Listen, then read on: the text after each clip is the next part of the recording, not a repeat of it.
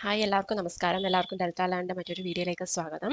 So ഇന്ന് നമ്മൾ വീണ്ടും ഫിസിക്സിൻ്റെ ക്ലാസ്സിലോട്ട് പോകുമായിരുന്നു. നമ്മൾ ലാസ്റ്റ് നമ്മുടെ കെമിസ്ട്രിയുടെ ഒരു ചാപ്റ്റർ ആയിരുന്നു എടുത്ത് നിർത്തിയിരുന്നത്, classification of elements and periodicity in properties എന്ന് പറയുന്ന ചാപ്റ്റർ.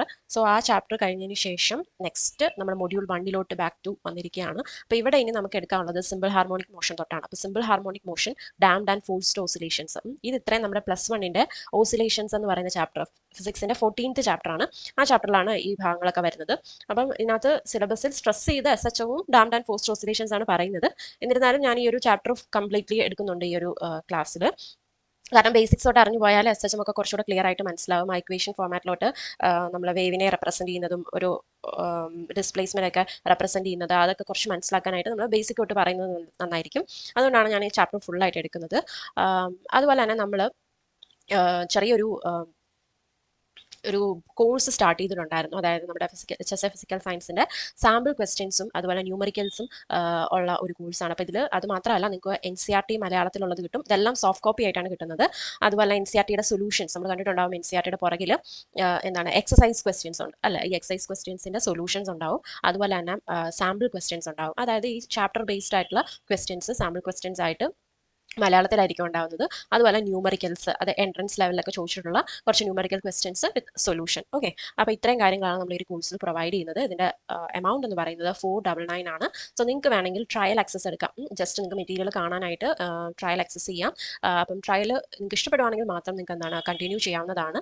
സോ നിങ്ങൾക്ക് ഈ ഒരു കാണുന്ന വാട്സ്ആപ്പ് നമ്പറിൽ നിങ്ങൾക്ക് എന്നെ കോൺടാക്ട് ചെയ്യാവുന്നതാണ്. You can also find the link in the comment section. ഞാൻ കമന്റിൽ ഇതിന്റെ ലിങ്ക് കൊടുത്തിരിക്കാം. നിങ്ങൾക്ക് ആ ലിങ്ക് വഴി എനിക്ക് ഈ നമ്പറിലോട്ട് വാട്സ്ആപ്പ് ചെയ്യാവുന്നതാണ്. സോ നിങ്ങൾക്ക് ട്രയൽ മെറ്റീരിയൽസ് കാണാനായിട്ടും വാട്സ്ആപ്പ് ചെയ്യാം. അത് കണ്ട് നിങ്ങൾക്ക് ഇഷ്ടപ്പെടുവാണെങ്കിൽ നിങ്ങൾക്ക് കണ്ടിന്യൂ ചെയ്ത് പോകാം.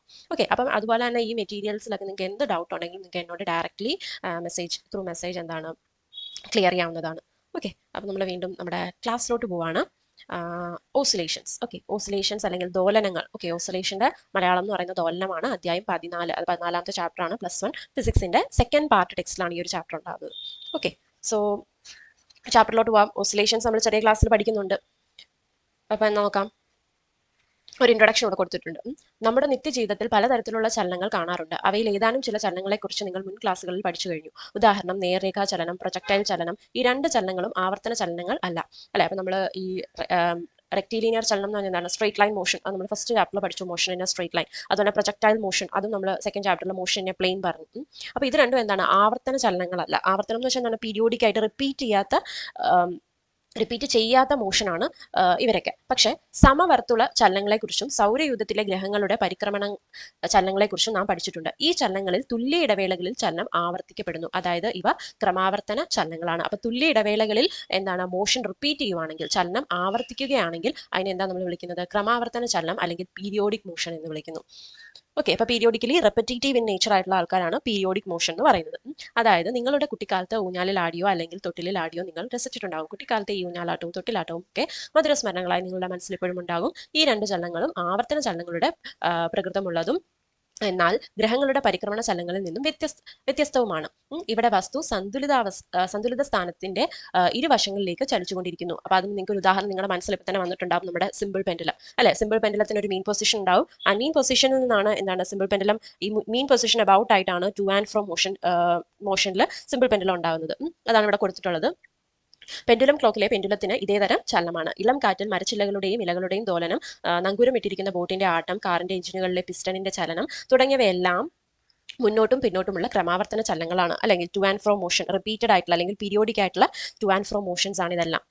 ഓക്കെ, അപ്പൊ ഇങ്ങനെയുള്ള ആവർത്തന ചലനങ്ങളെയാണ് ദോലന ചലനങ്ങൾ അല്ലെങ്കിൽ ഓസിലേറ്ററി മോഷൻ എന്ന് വിളിക്കുന്നത്. ഇത്തരത്തിലുള്ള ചലനത്തെ കുറിച്ചാണ് ഈ അധ്യായത്തിൽ നാം പഠിക്കുന്നത്. അപ്പൊ ഓസിലേറ്ററി മോഷൻ എന്ന് പറഞ്ഞാൽ to and ഫ്രോ motion of any body about mean position. ഒരു മീൻ പൊസിഷൻ അബൌട്ട് ആയിട്ട് ഒരു ബോഡി ടു ആൻഡ് ഫ്രോ, അതായത് മുന്നോട്ടും പുറകോട്ടും റിപ്പീറ്റഡ്ലി മൂവ് ചെയ്തുകൊണ്ടിരിക്കുകയാണ്. സോ അതാണ് ഓസിലേറ്ററി മോഷൻ അല്ലെങ്കിൽ ദോലന ചലനങ്ങൾ എന്ന് പറയുന്നത്. അപ്പൊ ദോലന ചലനങ്ങളെ കുറിച്ചുള്ള പഠനം ഊർജ്ജതന്ത്രത്തിന്റെ അടിസ്ഥാന ശിലകളിൽ ഒന്നാണ്. ഇതിന്റെ ആശയങ്ങൾ അറിഞ്ഞിരിക്കേണ്ടത് ഭൗതിക പ്രതിഭാസങ്ങളെ മനസ്സിലാക്കുന്നതിന് ആവശ്യമാണ്. ഗിറ്റാർ, വയലിൻ തുടങ്ങിയ സംഗീത ഉപകരണങ്ങളിൽ കമ്പനത്തിലൂടെ മനോഹരമായ ശബ്ദം ഉൽപ്പാദിപ്പിക്കുന്ന കമ്പികൾ ഉണ്ടെന്ന് നമുക്കറിയാം. ഫോണിലെയും സ്പീക്കറിലെയും വലിച്ചു കെട്ടിയിരിക്കുന്ന തരം ഡയഫ്രം തുടങ്ങിയ അവയുടെ സന്തുലിത സ്ഥാനത്ത് നിന്ന് മുന്നോട്ടും പിന്നോട്ടും ചലിച്ചാണ് ശബ്ദം ഉണ്ടാക്കുന്നത്. ശബ്ദത്തിന്റെ വ്യാപനം സാധ്യമാകുന്നത് വായു തന്മാത്രകളുടെ കമ്പനം കാരണമാണ്. അതുപോലെ ഒരു ഖരപദാർത്ഥത്തിലെ ആറ്റങ്ങൾ സന്തുലിത സ്ഥാനത്തിന് ഇരുവശങ്ങളിലേക്കും ദോലനം ചെയ്യുകയും ചൂട് എന്ന അനുഭവം പകരുകയും ചെയ്യുന്നു. സാറ്റലൈറ്റ്, ട്രാൻസ്മിറ്റർ, ടെലിവിഷൻ, റേഡിയോ മുതലായവയിലെ ആന്റിന തുടങ്ങിയവ ഇലക്ട്രോണുകളുടെ ദോലനങ്ങൾ വഴി സന്ദേശങ്ങൾ കൈമാറുന്നു. അല്ലെ, അപ്പം പീരിയോഡിക് ആയിട്ട് റിപ്പീറ്റ് ചെയ്യുന്ന മോഷനെ നമ്മൾ പീരിയോഡിക് മോഷൻ എന്ന് വിളിക്കും. അതുപോലെ തന്നെ ഒരു മീൻ പൊസിഷൻ അബൌട്ട് ആയിട്ട് ടു ആൻഡ് ഫ്രോ മോഷനെയാണ് നമ്മൾ ഓസിലേഷൻ എന്ന് വിളിക്കുന്നത്. ഓസിലേഷന്റെ എക്സാമ്പിൾസ് നമ്മൾ പറഞ്ഞു. സിമ്പിൾ പെൻഡുലാകാം, ഒരു ഊഞ്ഞാലാടാം, ഊഞ്ഞാല്, ഇതൊക്കെ എന്താണ് ഓസിലേറ്ററി മോഷൻ ആണ്. പീരിയോഡിക് മോഷൻ നമ്മൾ പറഞ്ഞു എന്താണ് നമ്മുടെ പ്ലാനറ്റ്സിന്റെ പീരിയോഡിക് ആയിട്ടുള്ള മോഷൻ, അതൊരു എക്സാമ്പിൾ ആണ് പീരിയോഡിക് മോഷൻ. പിന്നെ ഇവിടെ ഓസിലേഷൻസിന്റെ കാര്യം പറഞ്ഞപ്പോഴത്തേക്കും നമ്മൾ പെൻഡുലം മാത്രമല്ല, എന്താണ് ശബ്ദം എയറിൽ കൂടെ ട്രാവൽ ചെയ്യുന്നത് എങ്ങനെയാണ്, ശബ്ദത്തിന്റെ വ്യാപനം എങ്ങനെയാണ് സാധ്യമാവുന്നത്, ആ വായുവിലുണ്ടാകുന്ന തന്മാത്രകളുടെ കമ്പനം മൂലമാണ്. അല്ലെങ്കിൽ തന്മാത്രകൾ ഓസിലേറ്റ് ചെയ്യുന്നു, അല്ലെങ്കിൽ അവർ വൈബ്രേറ്റ് ചെയ്യുന്നത് വഴിയാണ് സൗണ്ട് ട്രാവൽ ചെയ്യുന്നത്. ഇതൊക്കെ നമ്മൾ ശബ്ദം എന്ന് പറയുന്ന ചാപ്റ്ററിൽ പഠിച്ചിട്ടുണ്ട്, ചെറിയ ക്ലാസ്സിൽ നമ്മൾ പഠിക്കുന്നതാണ്, ഹൈസ്കൂൾ ലെവലിൽ. അപ്പം അതുപോലെ തന്നെ എന്താണ് നമ്മുടെ ഫോണിലെയും സ്പീക്കറിലെയും വലിച്ചു കെട്ടിയിരിക്കുന്ന തരം ഡയഫ്രം തുടങ്ങിയവ അവയുടെ സന്തുലിത സ്ഥാനത്ത് നിന്ന് മുന്നോട്ടും പിന്നോട്ടും ചലിച്ചാണ് ശബ്ദം ഉണ്ടാക്കുന്നത്. അതായത് നമ്മുടെ വാദ്യോപകരണങ്ങൾ, അല്ലെങ്കിൽ നമ്മുടെ ഗിറ്റാർ ആണെങ്കിലും നമ്മുടെ തബലയാണെങ്കിലും അതിലൊക്കെ എന്താണ് ഒരു വൈബ്രേറ്റിംഗ് പാർട്ട് ഉണ്ട്. ഈ വൈബ്രേഷൻ എന്ന് പറഞ്ഞാൽ ഓസിലേഷൻ തന്നെയാണ്, പക്ഷെ അതിന്റെ ഫ്രീക്വൻസി കുറച്ച് കൂടിയ ഇതിനെയാണ് നമ്മൾ വൈബ്രേഷൻ എന്ന് വിളിക്കുന്നത്. സോ ഈ വാദ്യോപകരണങ്ങളിലൊക്കെ എന്താണ് ഒരു ഓസിലേറ്റിംഗ് പാർട്ട് അല്ലെങ്കിൽ ഒരു വൈബ്രേറ്റിംഗ് പാർട്ട് ഉണ്ടായിരിക്കും, അതാണ് സൗണ്ട് പ്രൊഡ്യൂസ് ചെയ്യുന്നത്. അപ്പം ഈ ഓസിലേഷൻസ് എവിടെയൊക്കെ കാണുന്നു എന്നുള്ള ഉദാഹരണമാണ് ഇവിടെ കൊടുത്തിട്ടുള്ളത്. ഓക്കെ, സോ ക്രമാവർത്തന ചലനം, പ്രത്യേകിച്ച് ദോലന ചലനം പഠിക്കുന്നതിന് സ്ഥാനാന്തരം, ആയതി, ആവൃത്തി, ക്രമാവർത്തന കാലം, ഫേസ് എന്നീ ആശയങ്ങൾ മനസ്സിലാക്കേണ്ടതുണ്ട്. അതായത് ക്രമാവർത്തന ചലനം നമ്മൾ പറഞ്ഞു പീരിയോഡിക് മോഷൻ അല്ലെ. അപ്പൊ ഈ പീരിയോഡിക് മോഷൻ കുറിച്ച് കൂടുതലായിട്ട് അല്ലെങ്കിൽ ദോലന ചലനം അല്ലെങ്കിൽ ഓസിലേഷനെ കുറിച്ച് മനസ്സിലാക്കാനായിട്ട് നമ്മൾ എന്തൊക്കെ മനസ്സിലാക്കണം? സ്ഥാനാന്തരം, നമ്മുടെ ഡിസ്പ്ലേസ്മെന്റ് എന്താണെന്ന് അറിഞ്ഞിരിക്കണം. ആയതി അല്ലെങ്കിൽ ആംപ്ലിറ്റ്യൂഡ്, ആവൃത്തി ഫ്രീക്വൻസി, ക്രമാവർത്തന കാലം പീരീഡ് അല്ലെങ്കിൽ നമ്മൾ ടൈം പീരീഡ് എന്നൊക്കെ പറയും. അപ്പോൾ ഇത്രയും കാര്യങ്ങളെ കുറിച്ച്, അതുപോലെ ഫേസ്, ഇതൊക്കെയാണ് അതിന്റെ കുറച്ച് ക്യാരക്ടറിസ്റ്റിക്സ് സാധനങ്ങൾ എന്താണ് ഓസിലേഷൻസിന്റെ. അപ്പോൾ ഇത്രയും കാര്യങ്ങളെ കുറിച്ച് മനസ്സിലാക്കിയാൽ നമുക്കൊരു ഓസിലേഷനെ കുറിച്ച് ഒരു ഐഡിയ കിട്ടും. സോ അപ്പോൾ ആദ്യം തന്നെ പോകാം എന്താണ് പീരിയോഡിക് ആൻഡ് ഓസിലേറ്ററി മോഷൻ അല്ലെങ്കിൽ ക്രമാവർത്തന ചലനങ്ങളും ദോലന ചലനങ്ങളും. കുറച്ച് ഉദാഹരണങ്ങളൊക്കെ നമ്മൾ ഓൾറെഡി പറഞ്ഞു. അപ്പോൾ നോക്കാം ചിത്രം 14.1. അപ്പോൾ ഇവിടെ സൈഡിൽ കാണിക്കുന്നതാണ് 14.1. അവിടെ എന്താണ് ക്രമാവർത്തന ചലനങ്ങൾക്ക് ഉദാഹരണങ്ങളാണ് കൊടുത്തിരിക്കുന്നത്. ഓരോ ഉദാഹരണത്തിലും ആവർത്തനകാലം ടി കാണിച്ചിരിക്കുന്നു. ഓക്കെ, അപ്പോൾ ടി എന്ന് പറയുന്ന ടൈം പീരീഡിൽ എന്താണ് നമ്മുടെ മോഷൻ എന്ത് ചെയ്യാണ്, റിപ്പീറ്റ് ചെയ്യാണ്. അതാണ് ടൈം പീരീഡ് ടി. നിങ്ങൾക്ക് ടൈം പീരീഡ് നിങ്ങൾക്ക് അറിയാമെന്ന് വിചാരിക്കും. നമ്മുടെ ഒരു ഓസിലേറ്ററി മോഷനിൽ ഒറ്റ ഓസിലേഷൻ കംപ്ലീറ്റ് ചെയ്യാൻ എടുക്കുന്ന ടൈമിനെയാണ് നമ്മൾ ടൈം പീരീഡ് എന്ന് പറയുന്നത്. ഓക്കെ, നമ്മൾ പഠിക്കും കൂടുതലായിട്ട്, നമുക്ക് നോക്കാം. സോ ചിത്രം 14.1 കാണിക്കുന്നത് ക്രമാവർത്തന ചലനങ്ങളാണ്. അതായത് പീരിയോഡിക് ആയിട്ടുള്ള മോഷൻസ് ആണ് ഇവിടെ കാണിക്കുന്നത്. സോ ഒരു ഷഡ്പദം ഒരു ഭിത്തിയുടെ മുകളിലേക്ക് കയറി ചലനം തുടങ്ങിയ സ്ഥാനത്തേക്ക് വീഴുന്നുവെന്ന് സങ്കല്പിക്കുക. വീണ്ടും തുല്യ ഇടവേളകളിൽ അതേ ചലനം ആവർത്തിക്കുന്നു എന്നും കരുതുക. ഈ ചലനത്തിൽ സഞ്ചരിച്ച ഉയരവും സമയവും തമ്മിലുള്ള ഒരു ഗ്രാഫാണ് ചിത്രം 14.1 എയിൽ കാണിച്ചിരിക്കുന്നത്. ഓക്കെ, 14.1 എയിൽ കാണിച്ചിരിക്കുന്നു. സോ ഒരു കുട്ടി തുല്യ സമയ ഇടവേളകളിൽ ഒരു ചവിട്ടുപടി കയറി ഇറങ്ങുന്ന പ്രവർത്തനം ആവർത്തിക്കുന്നു എന്ന് കരുതുക. ഈ പ്രവർത്തനത്തിലെ സമയവും കുട്ടിയുടെ സ്ഥാനവും തമ്മിലുള്ള ഗ്രാഫ് ചിത്രം ബിയിൽ കാണിച്ചിരിക്കുന്നു. അതുപോലെ ഒരു സമതല പ്രതലത്തിലും നിശ്ചിത ഉയരത്തിൽ പിടിച്ചിരിക്കുന്ന നമ്മുടെ കൈപ്പത്തിക്കും ഇടയിൽ തുടർച്ചയായി പ്രതിപദിച്ചുകൊണ്ടിരിക്കുന്ന ഒരു പന്ത് പരിഗണിക്കുക. പന്ത് സഞ്ചരിക്കുന്ന ഉയരവും അതിനെടുക്കുന്ന സമയവും തമ്മിലുള്ള ഗ്രാഫാണ് സിയിൽ കാണിച്ചിരിക്കുന്നത്. ഓക്കെ, അപ്പോൾ ഈ ഗ്രാഫിലെ വളഞ്ഞ രണ്ട് ഭാഗങ്ങളും താഴെ പറയുന്ന ന്യൂട്ടന്റെ ചലന സമവാക്യങ്ങളിൽ യുവിന് ഓരോ പ്രതിപതനത്തിലും വ്യത്യസ്ത വിലകൾ നൽകിയാൽ ലഭിക്കുന്ന പാരബോളയുടെ ഭാഗങ്ങളാണ്. അപ്പൊ എന്താണ് 3 ഡിഫറെന്റ് ടൈപ്പ് ഓഫ് ചലനങ്ങളാണ് ഇവിടെ കാണിച്ചിട്ടുള്ളത്. സോ ആ ചലനങ്ങളിൽ എന്താണ് നമ്മുടെ വിവിധതരം വസ്തുക്കൾ ടൈമിനനുസരിച്ച് നീങ്ങുന്നതിന്റെ ഇതാണ് ഇവിടെ കാണിച്ചിട്ടുള്ളത്. സോ ഇതൊക്കെ എന്താണ് പീരിയോഡിക് മോഷന് എക്സാമ്പിൾ ആണ്. അപ്പൊ ഇതിലെല്ലാത്തിലും യുവിന്റെ വാല്യൂ എന്ന് പറയുന്നത് എന്തായിരിക്കും, ഡിഫറെന്റ് ആയിരിക്കും. ആൻഡ് ഇവിടെ ഇക്വേഷൻ കൊടുത്തിട്ടുണ്ട്. എച്ച് ഇസ് ഈക്വൽ ടു ആണ്, H is equal to U T plus half G T square അല്ലെങ്കിൽ U T minus half G T square. താഴോട്ടുള്ള ചലനത്തിനാണെങ്കിൽ പ്ലസും മുകളിലോട്ടുള്ള ചലനത്തിനാണെങ്കിൽ മൈനസും. ഈ ഇക്വേഷൻ നിങ്ങൾക്ക് പരിചിതമായിരിക്കും. ന്യൂട്ടന്റെ ഇക്വേഷൻ ഓഫ് മോഷൻ ആണ് നമ്മൾ മറ്റേ തുടക്കത്തിലുള്ള ചാപ്റ്ററിൽ, ഫിസിക്സിന്റെ ആദ്യത്തെ ചാപ്റ്ററിൽ പറഞ്ഞിട്ടുണ്ടായിരുന്നു ഇക്വേഷനെ കുറിച്ച് അല്ലെ. S is equal to U T plus half G T square അല്ലെങ്കിൽ ഹാഫ് എ ടി സ്ക്വയർ എന്നാണ് നമ്മൾ അവിടെ പഠിച്ചിരുന്നത്. സോ എസ് എന്നാണ് ഇവിടെ എച്ച് ആക്കി എടുത്തതേ ഉള്ളൂ, ഹൈറ്റ്. അപ്പൊ ഇതെല്ലാം എന്താണ് ക്രമാവർത്തന ചലനങ്ങൾക്ക് ഉദാഹരണങ്ങളാണ്. അതായത് തുല്യ ഇടവേളകളിൽ ആവർത്തിച്ചുകൊണ്ടിരിക്കുന്ന ചലനങ്ങളെ ക്രമാവർത്തന ചലനങ്ങൾ എന്ന് വിളിക്കുന്നു. അപ്പോൾ അതാണ് നമുക്ക് ഇവിടെ ഇമ്പോർട്ടന്റ് ആയിട്ടുള്ളത്. എന്താണ് പീരിയോഡിക് മോഷൻ എന്ന് പറഞ്ഞാൽ എന്താണ് ഡെഫിനറ്റ് ഇന്റർവെല്ലിൽ റിപ്പീറ്റ് ചെയ്യുന്ന മോഷനെയാണ് നമ്മൾ എന്ത് വിളിക്കുന്നത്, അല്ലെങ്കിൽ റെഗുലർ ഇന്റർവെൽ ഓഫ് ടൈമിൽ റിപ്പീറ്റ് ചെയ്യുന്ന മോഷനെയാണ് നമ്മൾ പീരിയോഡിക് മോഷൻ എന്ന് വിളിക്കുന്നത്. ഓക്കെ, ക്രമാവർത്തന ചലനത്തിൽ ഏർപ്പെട്ടിരിക്കുന്ന ഒരു വസ്തുവിന്റെ സന്തുലിത സ്ഥാനം അല്ലെങ്കിൽ ഇക്വിലിബ്രിയം പൊസിഷൻ മിക്ക സാഹചര്യങ്ങളിലും അതിന്റെ സഞ്ചാരപാതയിൽ എവിടെയെങ്കിലും ആയിരിക്കും.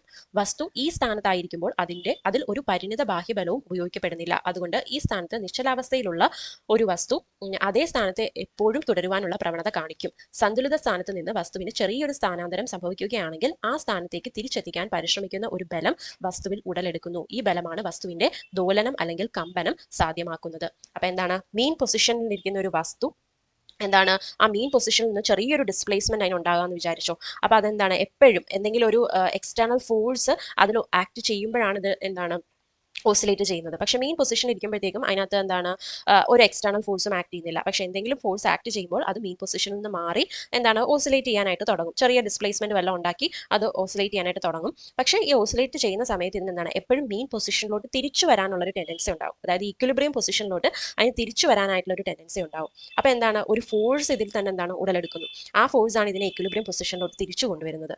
ഓക്കെ, അപ്പോൾ ഉദാഹരണത്തിന് അർദ്ധഗോളാകൃതിയിലുള്ള ഒരു പാത്രത്തിൽ വെച്ചിരിക്കുന്ന ഒരു പന്തിന്റെ സന്തുലിത സ്ഥാനം പാത്രത്തിന്റെ മധ്യബിന്ദുവിലാണ്. ഈ ബിന്ദുവിൽ നിന്നും കുറച്ചു ദൂരത്തേക്ക് വസ്തുവിന് സ്ഥാനാന്തരം ലഭിക്കുകയാണെങ്കിൽ വസ്തു ദോലനത്തിൽ ഏർപ്പെടും. എല്ലാ ദോലന ചലനങ്ങളും ക്രമാവർത്തന ചലനങ്ങളാണ്. എന്നാൽ എല്ലാ ക്രമാവർത്തന ചലനങ്ങളും എന്താണ്, ദോലന ചലനങ്ങളല്ല. അപ്പോൾ ഇതിവിടെ നോക്കി വെച്ചോണം, ഇതൊരു ഇമ്പോർട്ടന്റ് ആയിട്ടുള്ള ഒരു സ്റ്റേറ്റ്മെന്റ് ആണ്. സ്റ്റേറ്റ്മെന്റ് ചോദ്യത്തിൽ ചോദിക്കാം, എല്ലാ ദോലനങ്ങളും അതായത് എല്ലാ ഓസിലേഷൻസും എന്താണ് പീരിയോഡിക് ആണ്. എല്ലാ ദോലന ചലനങ്ങളും ക്രമാവർത്തന ചലനങ്ങളാണ്. പക്ഷേ എല്ലാ പീരിയോഡിക് മോഷനും എന്താണ് ഓസിലേറ്ററി അല്ല. Every oscillatory motion is periodic but every periodic motion need not be oscillatory എന്നാണ് പറയുന്നത്. അതുപോലെ സമവർത്തുള ചലനം ക്രമാവർത്തന ചലനമാണെങ്കിലും ദോലന ചലനമല്ല. അല്ലെ, നമുക്കറിയാം സർക്കുലർ മോഷൻ പീരിയോഡിക് ആണ്. ഒരു സർക്കിളിന് ചുറ്റും ഒരാൾ മൂവ് ചെയ്യുക എന്ന് പറയുന്നത് പീരിയോഡിക്കലി റിപ്പീറ്റ് ചെയ്യാണ്. പക്ഷെ അത് ഓസിലേറ്ററി മോഷൻ അല്ല. ഓക്കെ, സോ ദോലനങ്ങളും കമ്പനങ്ങളും തമ്മിൽ സാരമായ വ്യത്യാസമില്ല. ചെറിയ ആവൃത്തിയിലുള്ള ചലനങ്ങളെ ദോലനങ്ങൾ എന്നും കൂടിയ ആവൃത്തിയിലുള്ളതിനെ കമ്പനം എന്ന് വിളിക്കുന്നു. നമ്മൾ പറഞ്ഞു ഫ്രീക്വൻസി കൂടുതലാണെങ്കിൽ ഈ ഓസിലേഷനെ നമ്മൾ എന്ത് വിളിക്കും, വൈബ്രേഷൻ എന്ന് വിളിക്കും. രണ്ടും ഒരേ കാര്യം തന്നെയാണ്. അതിൽ ഓസിലേഷന്റെ ഉദാഹരണമായിട്ട് കൊടുത്തിട്ടുണ്ട്, ഒരു മരത്തിലെ ശിഖരത്തിന്റെ ദോലനം മാതിരി. അതുപോലെ കൂടിയ ആവൃത്തി ഫ്രീക്വൻസി ഇൻക്രീസ് ചെയ്യുവാണെങ്കിൽ സംഗീത ഉപകരണത്തിലെ നൂൽക്കമ്പിയുടെ കമ്പനം മാതിരി അതിനെ നമ്മൾ വൈബ്രേഷൻ എന്നും വിളിക്കുന്നു. ഓക്കെ, അപ്പം പീരിയോഡിക് മോഷൻ എന്താണെന്ന് കണ്ടു, ഓസിലേറ്ററി മോഷൻ എന്താണെന്ന് കണ്ടു, അതിന്റെ ഉദാഹരണങ്ങൾ കണ്ടു, ഇവർ തമ്മിലുള്ള ഡിഫറൻസ് നമ്മൾ പറഞ്ഞു. പിന്നെ അതുപോലെ ഏറ്റവും ഇമ്പോർട്ടൻ്റ് ആയിട്ടുള്ള ഒരു പോയിന്റ്, എല്ലാ ഓസിലേറ്ററി മോഷൻ പീരിയോഡിക് ആണ്, പക്ഷേ എല്ലാ പീരിയോഡിക് മോഷൻ എന്താണ് ഓസിലേറ്ററി ആകണമെന്നില്ല. ഓക്കെ, സോ ദോലന ചലനത്തിലെ ഏറ്റവും ലഘുവായ ചലനമാണ് സരള ഹാർമോണിക ചലനം. അപ്പൊ നമ്മുടെ സിമ്പിൾ ഹാർമോണിക് മോഷന്റെ മലയാളം വാക്ക് നോക്കിക്കോ, സരള ഹാർമോണിക ചലനം. സരളം, സിമ്പിൾ ആയിട്ടുള്ള ഹാർമോണിക ചലനം. ദോലന വസ്തുവിന്മേലുള്ള ബലം സന്തുലിത സ്ഥാനത്തു നിന്നുള്ള സ്ഥാനാന്തരത്തിന് നേർ അനുപാതത്തിൽ ആണെങ്കിൽ ഇത്തരം ചലനം ഉണ്ടാകുന്നു. അപ്പൊ എന്താ പറയുന്നത്, ദോലന വസ്തുവിന്മേൽ ഉള്ള ബലം ഫോഴ്സ് എന്താണ് സന്തുലിത സ്ഥാനത്തു നിന്നുള്ള സ്ഥാനാന്തരം, അതായത് displacement from the mean position, അല്ലെ, നമ്മുടെ ഇക്വിലിബ്രിയം പൊസിഷൻ അല്ലെങ്കിൽ മീൻ പൊസിഷൻ എന്നുള്ള ഡിസ്പ്ലേസ്മെന്റിന് നേർ അനുപാതത്തിലാണെങ്കിൽ, അതായത് പ്രൊപ്പോർഷണൽ ആണെങ്കിൽ നമുക്ക് എന്ത് പറയാം, ആ മോഷൻ അല്ലെങ്കിൽ ആ ഓസിലേഷൻ എന്താണ് SHM ആണ്, സിമ്പിൾ ഹാർമോണിക് മോഷൻ ആണ് നമുക്ക് പറയാം. ഓക്കെ, അത് കൂടെ നമ്മൾ പഠിക്കും. കൂടാതെ ദോലന ചലനത്തിലെ ഏത് ബിന്ദുവിലും ഈ ബലത്തിന്റെ ദിശ സന്തുലിത സ്ഥാനത്തിന്റെ നേർക്കായിരിക്കും. ഓക്കെ, അപ്പൊ ഇതിന്റെ ദിശ എന്ന് പറയുന്നത് എന്താണ്, ദോലന ചലനത്തിലെ ഏത് ബിന്ദുവിലും ഈ ബലത്തിന്റെ ദിശ എന്ന് പറയുന്നത് എന്താ, സന്തുലിത സ്ഥാനത്തിന്റെ നേർക്കായിരിക്കും. അതായത് ഇക്വിലിബ്രിയം പൊസിഷനിലോട്ട് ആയിരിക്കും എന്തെന്ന് പറയുന്നത്, ഇതിന്റെ ഡയറക്ഷൻ എന്ന് പറയുന്നത്, ഈ ഒരു ഫോഴ്സിന്റെ ഡയറക്ഷൻ എന്ന് പറയുന്നത് എപ്പോഴും എന്താണ് ഇക്വിലിബ്രിയം പൊസിഷനിലോട്ട് ഡയറക്റ്റഡ് ആയിരിക്കും. ഓക്കെ, ദോലന വസ്തുക്കൾ അവസാനം നിശ്ചലാവസ്ഥയിലാകുന്നത് അവയുടെ സന്തുലിത സ്ഥാനത്താണ്. ഘർഷണം, മറ്റു ശോഷണ കാരണങ്ങൾ തുടങ്ങിയവ മൂലമുണ്ടാകുന്ന അവമന്ദനമാണ് വസ്തുവിനെ നിശ്ചലാവസ്ഥയിലാക്കുന്നത്. എന്നിരുന്നാലും ചില ബാഹ്യ ക്രമാവർത്തനങ്ങൾ ഏജൻസികളുടെ സഹായത്തോടെ അവയെ ദോലന ചലനത്തിൽ നിലനിർത്താൻ കഴിയും. ഈ അധ്യായത്തിൽ അവസാന ഭാഗത്ത് അവമന്ദിത ദോലനത്തെക്കുറിച്ചും ഡാംഡ് ഓസിലേഷനെ കുറിച്ചും പ്രണോദിത ദോലനത്തെക്കുറിച്ചും ഫോഴ്സ്ഡ് ഓസിലേഷനെ കുറിച്ചും നാം പഠിക്കും. അപ്പോൾ എന്താ പറയുന്നത്, നമ്മൾ പറഞ്ഞു ഒരു സിമ്പിൾ പെൻഡലത്തിനെ നമ്മൾ ഓസിലേറ്റ് ചെയ്ത് വിട്ടാൽ കുറേ നേരം കഴിയുമ്പോഴത്തേക്കും അതിന്റെ ഓസിലേഷൻ കുറഞ്ഞ് അതിന്റെ ഈ ഡിസ്പ്ലേസ്മെന്റ് കുറഞ്ഞ് എന്താണ് പിന്നെ മീൻ പൊസിഷനിൽ വന്നത് റെസ്റ്റ് ചെയ്യാനായിട്ട് തുടങ്ങും, അല്ലെ.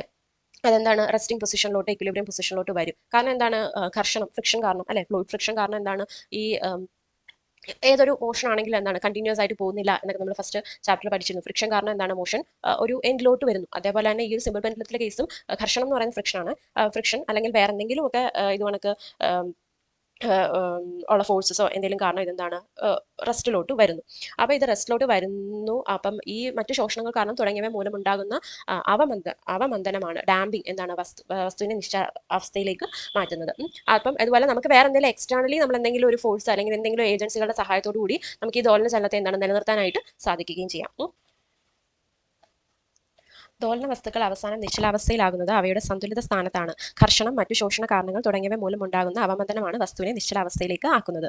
അതായത് എന്താണ്, നമ്മുടെ സിമ്പിൾ പെൻഡലം തന്നെ ഓസിലേറ്റ് ചെയ്യുമ്പോഴും ഫ്രിക്ഷൻ കാരണം, ഘർഷണം അതാണ് ഫ്രിക്ഷൻ. ഫ്രിക്ഷൻ കാരണം എന്താണ്, അത് കുറേ നേരം ഓസിലേഷൻ കുറഞ്ഞ് എന്താണ് അത് മീൻ പൊസിഷനിലോട്ട് എത്തുന്നു. അങ്ങനെ മീൻ പൊസിഷനിൽ വന്നിട്ടാണ് അതെന്താണ് അവസാനം റെസ്റ്റിലിരിക്കുന്നതെന്നാണ് പറയുന്നത്. അപ്പം ഈ ഘർഷണം മാത്രം അല്ല, മറ്റ് എന്താണ് ശോഷണ കാരണങ്ങളും ഉണ്ടാവാം. അതുമൂലമാണ് എന്താ ഈ അവമന്ദനം ഉണ്ടാകുന്നത്. ആ അവമന്ദനമാണ് വസ്തുവിനെ എന്താണ് നിശ്ചലാവസ്ഥയിലേക്ക് ആക്കുന്നത്. എന്ന് വെച്ചാൽ ഡാമ്പിംഗ് എന്ന് പറഞ്ഞാൽ ഓസിലേഷൻ റെഡ്യൂസ് ചെയ്ത് വരുന്നു. ഫൈനലി എന്താണ് ആ ഓസിലേറ്റിംഗ് ബോഡി റെസ്റ്റിലെത്തുന്നു. പക്ഷെ എന്നിരുന്നാലും ചില ബാഹ്യ ക്രമാവർത്തന ഏജൻസികളുടെ സഹായത്തോടെ അവയെ ദോലന ചലനത്തിൽ നിലനിർത്താൻ കഴിയും. അല്ലെ, നമ്മൾ എന്തെങ്കിലും എക്സ്റ്റേണൽ ആയിട്ടുള്ള ഏജൻസീസ് യൂസ് ചെയ്ത് നമുക്ക് വേണമെങ്കിൽ ഈ ഒരു മോഷനെ എന്താണ് ഡാമ്പിംഗ് ഒഴിവാക്കി അവരെന്താണ് സ്റ്റിൽ ഇൻ പീരിയോഡിക് അല്ലെങ്കിൽ ഓസിലേറ്ററി മോഷനിൽ നമുക്ക് നിർത്താനായിട്ട് സാധിക്കും. അപ്പം ഈ അധ്യായത്തിൽ അവസാന ഭാഗത്ത് അവമന്ദിത ദോലനത്തെക്കുറിച്ചും അതായത് ഡാംഡ് ഓസിലേഷനെ കുറിച്ചും പ്രണോദിത ദോലനത്തെക്കുറിച്ചും അതായത് ഫോഴ്സ്ഡ് ഓസിലേഷനെ കുറിച്ചും നാം പഠിക്കും. സോ ഏതൊരു പദാർത്ഥ മാധ്യമത്തെയും വളരെയധികം യുഗ്മദോലനങ്ങളുടെ ഒരു വ്യൂഹമായി കാണാൻ കഴിയും. മാധ്യമത്തിലെ ഘടകങ്ങളുടെ കൂട്ടായ ദോലനങ്ങൾ തരംഗങ്ങളായി പ്രത്യക്ഷപ്പെടുന്നു. വൈദ്യുതകാന്തിക തരംഗങ്ങൾ, ജല തരംഗങ്ങൾ, ഭൂകമ്പ തരംഗങ്ങൾ എന്നിവയെല്ലാം തരംഗങ്ങൾക്ക് ഉദാഹരണമാണ്. അല്ലെ, കുറച്ച് വേവ്സിന്റെ ഉദാഹരണം കൊടുത്തിട്ടുണ്ട്. നമ്മുടെ വൈദ്യുതകാന്തിക തരംഗങ്ങൾ ഇലക്ട്രോമാഗ്നറ്റിക് വേവ്സ് ആണ്. അതുപോലെ ജല തരംഗങ്ങൾ എന്ന് പറയുന്നത് എന്താണ്, വാട്ടർ വേവ്സ്. അതുപോലെ ഭൂകമ്പ തരംഗങ്ങൾ എന്ന് പറയുന്നത് നമ്മുടെ ഇതാണ് സിസ്മിക് വേവ്സ് എന്ന് നമ്മൾ പറയും. ഇതൊക്കെയാണ് കുറച്ച് ഉദാഹരണങ്ങൾ. അടുത്തതാണ് നമ്മുടെ മെയിൻ ടോപ്പിക്കിലോട്ട് പോവുകയാണ്. ഇതുവരെ നമ്മൾ ഓസിലേഷനും വൈബ്രേഷനും എന്താണെന്ന് മാത്രമേ പറഞ്ഞു നിർത്തിയിട്ടുള്ളൂ. സോ നമുക്ക് പോകാം ക്രമാവർത്തന കാലവും ആവൃത്തിയും, അതായത് പീരീഡ്. നമ്മുടെ ടൈം പീരീഡ് എന്ന് പറയുന്ന പീരീഡും ഫ്രീക്വൻസി എന്താണെന്നാണ് നമ്മൾ പറയാൻ പോകുന്നത്. സോ തുല്യ ഇടവേളകളിൽ ആവർത്തിച്ചുകൊണ്ടിരിക്കുന്ന ചലനങ്ങളെ ക്രമാവർത്തന ചലനങ്ങൾ എന്ന് വിളിക്കുന്നു എന്ന് നമ്മൾ പഠിച്ചു കഴിഞ്ഞു.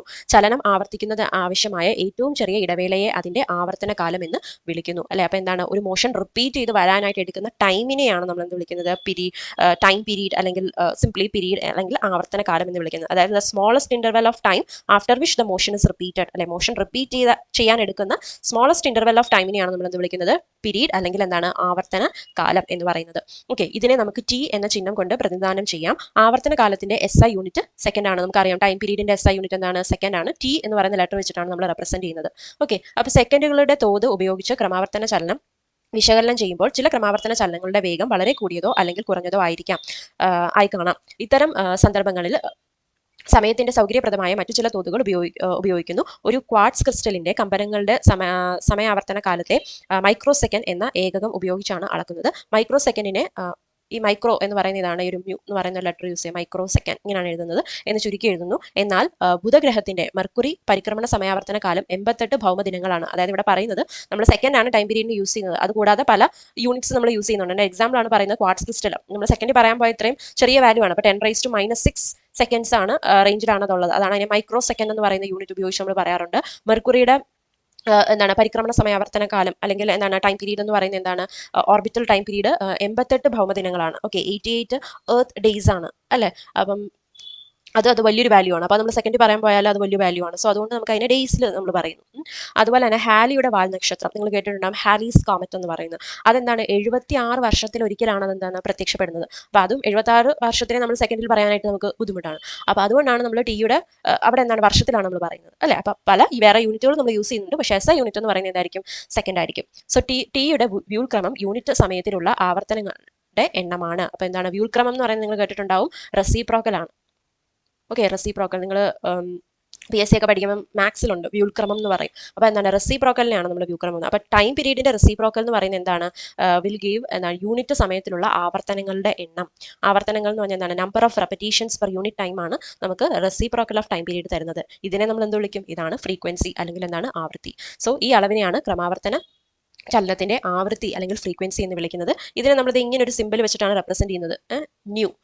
അതായത് ഒരു വി ഇറ്റാലിക്സിലൊക്കെ എഴുതുന്ന പോലത്തെ ഒരു സിമ്പിളാണ്. ന്യൂ എന്ന് പറയുന്ന ലെറ്റർ വെച്ചിട്ടാണ് നമ്മൾ റെപ്രസെന്റ് ചെയ്യുന്നത്.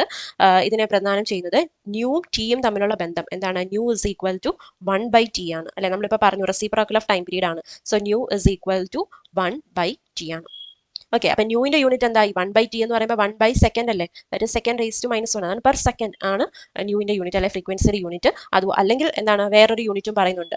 ഹെൻറിഷ് റുഡോൾഫ് ഹെർട്സ് എന്ന ശാസ്ത്രജ്ഞന്റെ സ്മരണാർത്ഥം ആവൃത്തിക്ക് ഒരു പ്രത്യേക യൂണിറ്റ് നൽകി, അതാണ് ഹെർട്സ് അല്ലെ. ഈ ഈ ഒരു സയന്റിസ്റ്റിന്റെ പേരാണ് ഹേർട്സ് എന്ന് പറയുന്ന ഒരു ചുരുക്ക പേരും നമ്മൾ ഈ പെർ സെക്കൻഡ് വരെ ഇത്ര ഹേർട്സ് എന്നും നമ്മൾ ഫ്രീക്വൻസിക്ക് പറയാറുണ്ട്. ഓക്കെ, എച്ച് ക്യാപിറ്റലും ഇസഡ് സ്മോൾ ലെറ്ററിലുമാണ് അത് യൂസ് ചെയ്യുന്നത്. നമുക്ക് എല്ലാവർക്കും അറിയായിരിക്കും, ബേസിക് ആണ്. സോ 1 ഹേർട്സ് എന്ന് പറയുന്നത് എന്താണ്, ഒരു ദോലനം പ്രതി സെക്കൻഡ്, അതായത് 1 ഓസിലേഷൻസ് ഇൻ 1 സെക്കൻഡിനെയാണ് നമ്മൾ 1 ഹേർട്സ് ഓഫ് ഫ്രീക്വൻസി എന്ന് വിളിക്കുന്നത്. ഓക്കെ, സോ ആവൃത്തി ഒരു എണ്ണൽ സംഖ്യ ആകണമെന്ന് നിർബന്ധമില്ല, അല്ലെ? ഫ്രീക്വൻസി എപ്പോഴും എന്താണ്, ഒരു ഇൻറ്റിജർ ആവണം. എണ്ണൽ സംഖ്യ ഇൻറ്റിജർ ആണ്, അപ്പോൾ ഒരു ഇൻറ്റിജർ ആകണമെന്ന് നിർബന്ധമില്ല. അതിന് എന്താണ് പോയിന്റ്സ് കാര്യങ്ങളൊക്കെ വരാനായിട്ട് സാധ്യമാണ്. ഓക്കെ, സോ ഇവിടെ ഒരു ഉദാഹരണം കൊടുത്തിട്ടുണ്ട്. നമ്മുടെ എക്സാമ്പിൾ 14.1, അതായത് ഒരു മിനിറ്റിൽ 75 പ്രാവശ്യം എന്ന തോതിൽ ഒരു ശരാശരി മനുഷ്യന്റെ ഹൃദയം മിടിക്കുന്നു എങ്കിൽ അതിന്റെ ആവർത്തന കാലവും ആവൃത്തിയും കണക്കാക്കുക. അപ്പൊ എന്താണ് ആവർത്തന കാലം, അതായത് നമ്മുടെ ടൈം പീരീഡ് മനസ്സിലാക്കണം. ആവൃത്തി എന്ന് പറയുന്നത് ഫ്രീക്വൻസിയും കണ്ടുപിടിക്കണം. അപ്പൊ ഒരു മിനിറ്റിൽ 75 പ്രാവശ്യമാണ്. അപ്പൊ ഇവിടെ കൊടുത്തിട്ടുണ്ട് ഹൃദയമിടിപ്പിന്റെ ആവൃത്തി എന്താണ്, 75 അല്ലെ, 75/1 minute. So that is 75/1 minute നമ്മൾ സെക്കൻഡ്സിലോട്ട് എഴുതണം, 60 second. So that is 1.25 per second, അല്ലെങ്കിൽ 1.25 ഹേർട്സ് എന്ന് നമുക്ക് കിട്ടി, അല്ലെ? The number of times it എന്താണ് റിപ്പീറ്റിംഗ്, അല്ലെങ്കിൽ അത് ഹാർട്ട് ബീറ്റ് ചെയ്യുന്നതെന്ന് പറയുന്നത് 75 in 1 മിനിറ്റ് ആണ്. സോ ഒറ്റ സെക്കൻഡിൽ എത്ര തവണ അത് ഓസിലേറ്റ് അല്ല, എന്താണ് ഹാർട്ട് ബീറ്റ് ചെയ്യുന്നുണ്ടോ എന്ന് മനസ്സിലാക്കാനായിട്ട് അത് ഡിവൈഡഡ് ബൈ ടൈം, അല്ലെ? അപ്പം number of beat divided by time ചെയ്യുക. സോ 1 മിനിറ്റ് ആണ് ഇവിടെ കൊടുത്തിട്ടുള്ളത്, അതുകൊണ്ട് ഡിവൈഡ് ബൈ 60 സെക്കൻഡ്സ് ചെയ്തു. സോ 1.25 ഹേർട്സ് നമുക്ക് കിട്ടി. അപ്പം ഫ്രീക്വൻസി കിട്ടിയാൽ പിന്നെ ടൈം പീരീഡ് കണ്ടുപിടിക്കാൻ എളുപ്പമല്ലേ? എന്താണ് ടൈം പീരീഡിന്റെ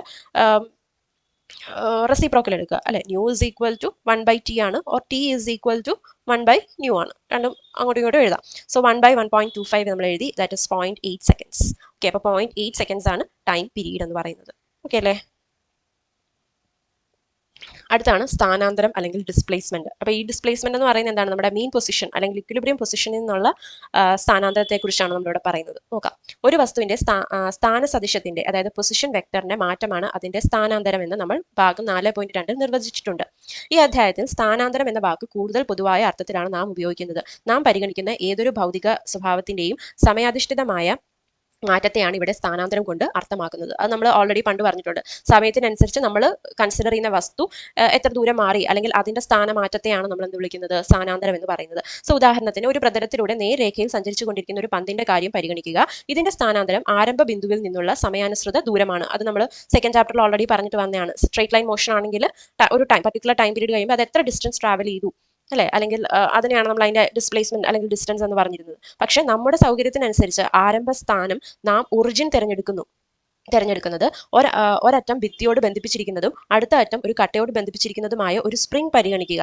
അതായത് ചിത്രം 4.2 കൊടുത്തിരിക്കുന്നത് പോലെ ഒരു സ്പ്രിംഗ് ഉണ്ടോ, ഇത് കണക്കൊരു സ്പ്രിംഗ് പരിഗണിക്കുക. അപ്പൊ എന്താണ്, ഒരറ്റം എന്താണ് ഭിത്തിയോട് ബന്ധിപ്പിച്ചിരിക്കുകയാണ്, അതുപോലെ ഒരറ്റം എന്താണ് ഒരു കട്ടയോട് കൂടി ബന്ധിച്ചിരിക്കുകയാണ്. ഇവിടെ കാണിക്കുന്നുണ്ട് ഭിത്തി, ഇവിടെ ഒരു കട്ട. ഓക്കെ, അപ്പൊ ഇങ്ങനെ ഒരു സ്പ്രിംഗ് പരിഗണിക്കുക. സോ ഇത്തരം സ്പ്രിങ്ങുകളിൽ ഉണ്ടാകുന്ന ചലനങ്ങളിലും മറ്റു ദോലനങ്ങളിലും പൊതുവായ വസ്തുവിന്റെ സന്തുലിത സ്ഥാനത്ത് നിന്നും അതിന്റെ സ്ഥാനാന്തരം അളക്കുന്നതാണ് സൗകര്യപ്രദം. സോ ദോലന ചലനത്തിലുള്ള ഒരു സരള പെൻഡുലത്തിൽ അത് തൂക്കിയിട്ടിരിക്കുന്ന ബിന്ദുവിലൂടെയുള്ള ലംബവുമായി അതുണ്ടാക്കുന്ന സമയാനുസൃത കോണിനെയാണ് സ്ഥാനാന്തരമായി കണക്കാക്കുന്നത്. അതായത് അത് ചിത്രം 14.2 കാണിച്ചിട്ടുണ്ട്.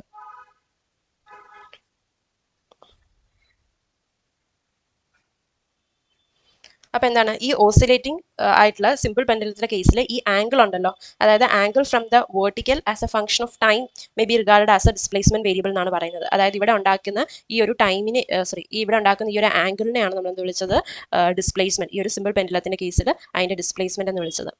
ഓക്കെ, സോ നോക്കിക്കേ, സിമ്പിൾ പെൻഡലം അത് തൂക്കിയിട്ടിരിക്കുന്ന ബിന്ദുവിലൂടെയുള്ള ലംബവുമായി അത് ഉണ്ടാക്കുന്ന സമയാനുസൃത കോണിനെയാണ്, അല്ലെ? അതിപ്പം ഒരു സിമ്പിൾ പെൻഡലം ഇങ്ങനെ ഇളക്കുകയാണ്, അത് ഇങ്ങോട്ട് ഓസിലേറ്റ് ചെയ്തു. അപ്പൊ ഇവിടെ ഉണ്ടാകുന്ന ആംഗിളിനെയാണ് നമ്മൾ അതിനെ ഡിസ്പ്ലേസ്മെന്റ് എന്ന് വിളിച്ചത്. ഓക്കെ, സോ എല്ലായ്പ്പോഴും സ്ഥാനാന്തരം എന്ന പദം സ്ഥാനവുമായി ബന്ധപ്പെട്ടിരിക്കുന്നു എന്ന അർത്ഥത്തിൽ മാത്രമല്ല ഉപയോഗിക്കുന്നത്. ഓക്കെ, അപ്പം ഇവിടെ ഒരു സ്പ്രിങ്ങിന്റെ കാര്യം നമ്മൾ പറഞ്ഞിരുന്നു, അല്ലെ? അപ്പൊ ഒരറ്റം ഭിത്തിയിൽ ഉറപ്പിച്ചിരിക്കുന്ന ഒരു സ്പ്രിങ്ങിന്റെ മറ്റേ അറ്റത്ത് ഘടിപ്പിച്ചിരിക്കുന്ന കട്ട കഷ്ണമില്ലാത്ത പ്രതലത്തിലൂടെ ചലിക്കുന്നു. സോ കട്ടയുടെ ചലനം ഭിത്തിയിൽ നിന്നുള്ള ദൂരം അല്ലെങ്കിൽ സ്ഥാനാന്തരം എക്സിന്റെ അടിസ്ഥാനത്തിൽ വിവരിക്കാവുന്നതാണ്. ഓക്കെ, ഭിത്തിയിൽ നിന്നുള്ള ദൂരം വെച്ചിട്ടാണ് നമ്മൾ അതിന്റെ കട്ടയുടെ സ്ഥാനാന്തരം പറയുന്നത്. ഓക്കെ,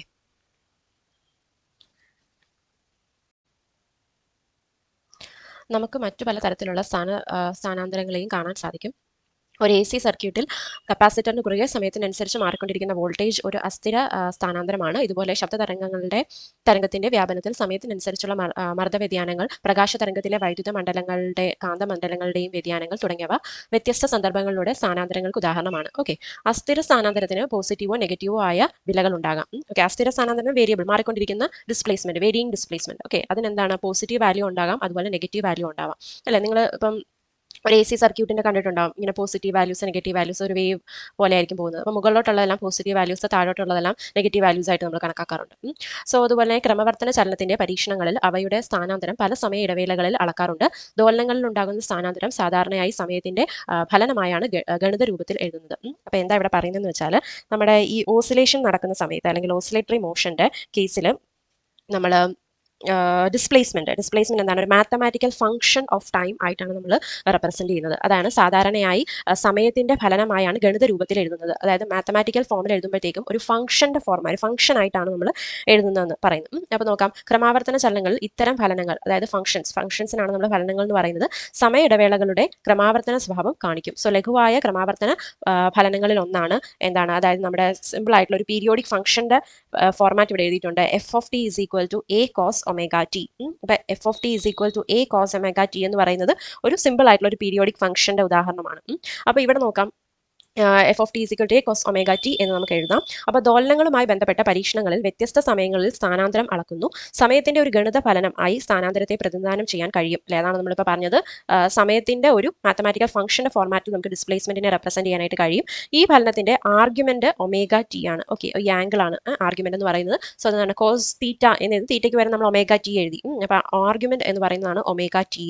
അതിൽ 2πയുടെ പൂർണ്ണാംഗ ഗുണിതങ്ങൾ ഒമേഗ ടിയുമായി ക്രമമായി കൂട്ടിയാലും അതിന്റെ വില സ്ഥിരമായി നിലനിൽക്കുന്നു. അതുപോലെ അങ്ങനെയാണെങ്കിൽ ഫലനം f(t) ക്രമാവർത്തന ഫലനമാണ്. ഇതിന്റെ ആവർത്തന കാലം എന്ന് പറയുന്നത് എന്താണ്, t = 2π/ω ആണ്.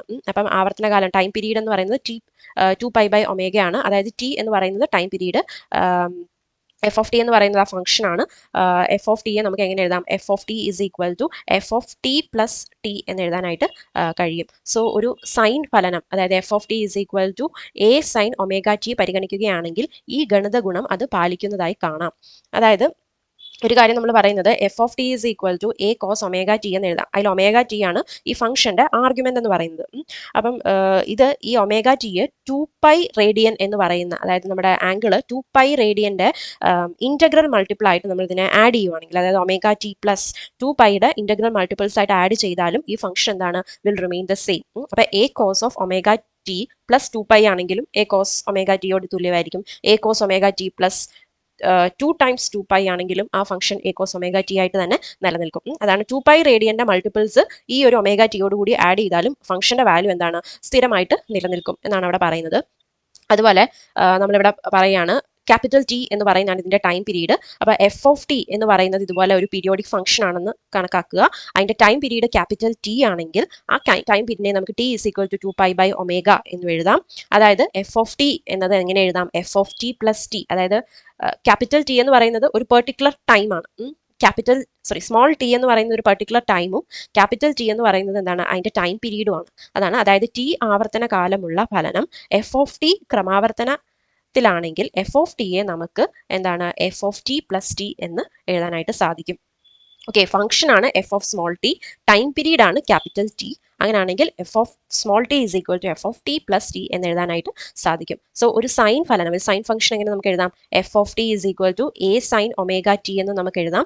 ഇത് തന്നെ ആയിരിക്കും എന്താണ്, പരിഗണിക്കുകയാണെങ്കിലും ഈ ഗണിത ഗുണം അത് പാലിക്കുന്നത്. അതായത് ഈ സെയിം റിസൾട്ട് തന്നെയാണ് f(t)യെ a sin ωt ആയിട്ട് എഴുതി. നമ്മൾ f(t) a cos ωt ആയിട്ട് എഴുതിയില്ല, അതുപോലെ a sin ωt ആണെങ്കിലും ഈ സെയിം റിസൾട്ട്സ് തന്നെ ആയിരിക്കും നമുക്ക് കാണാനായിട്ട് സാധിക്കുന്നത്.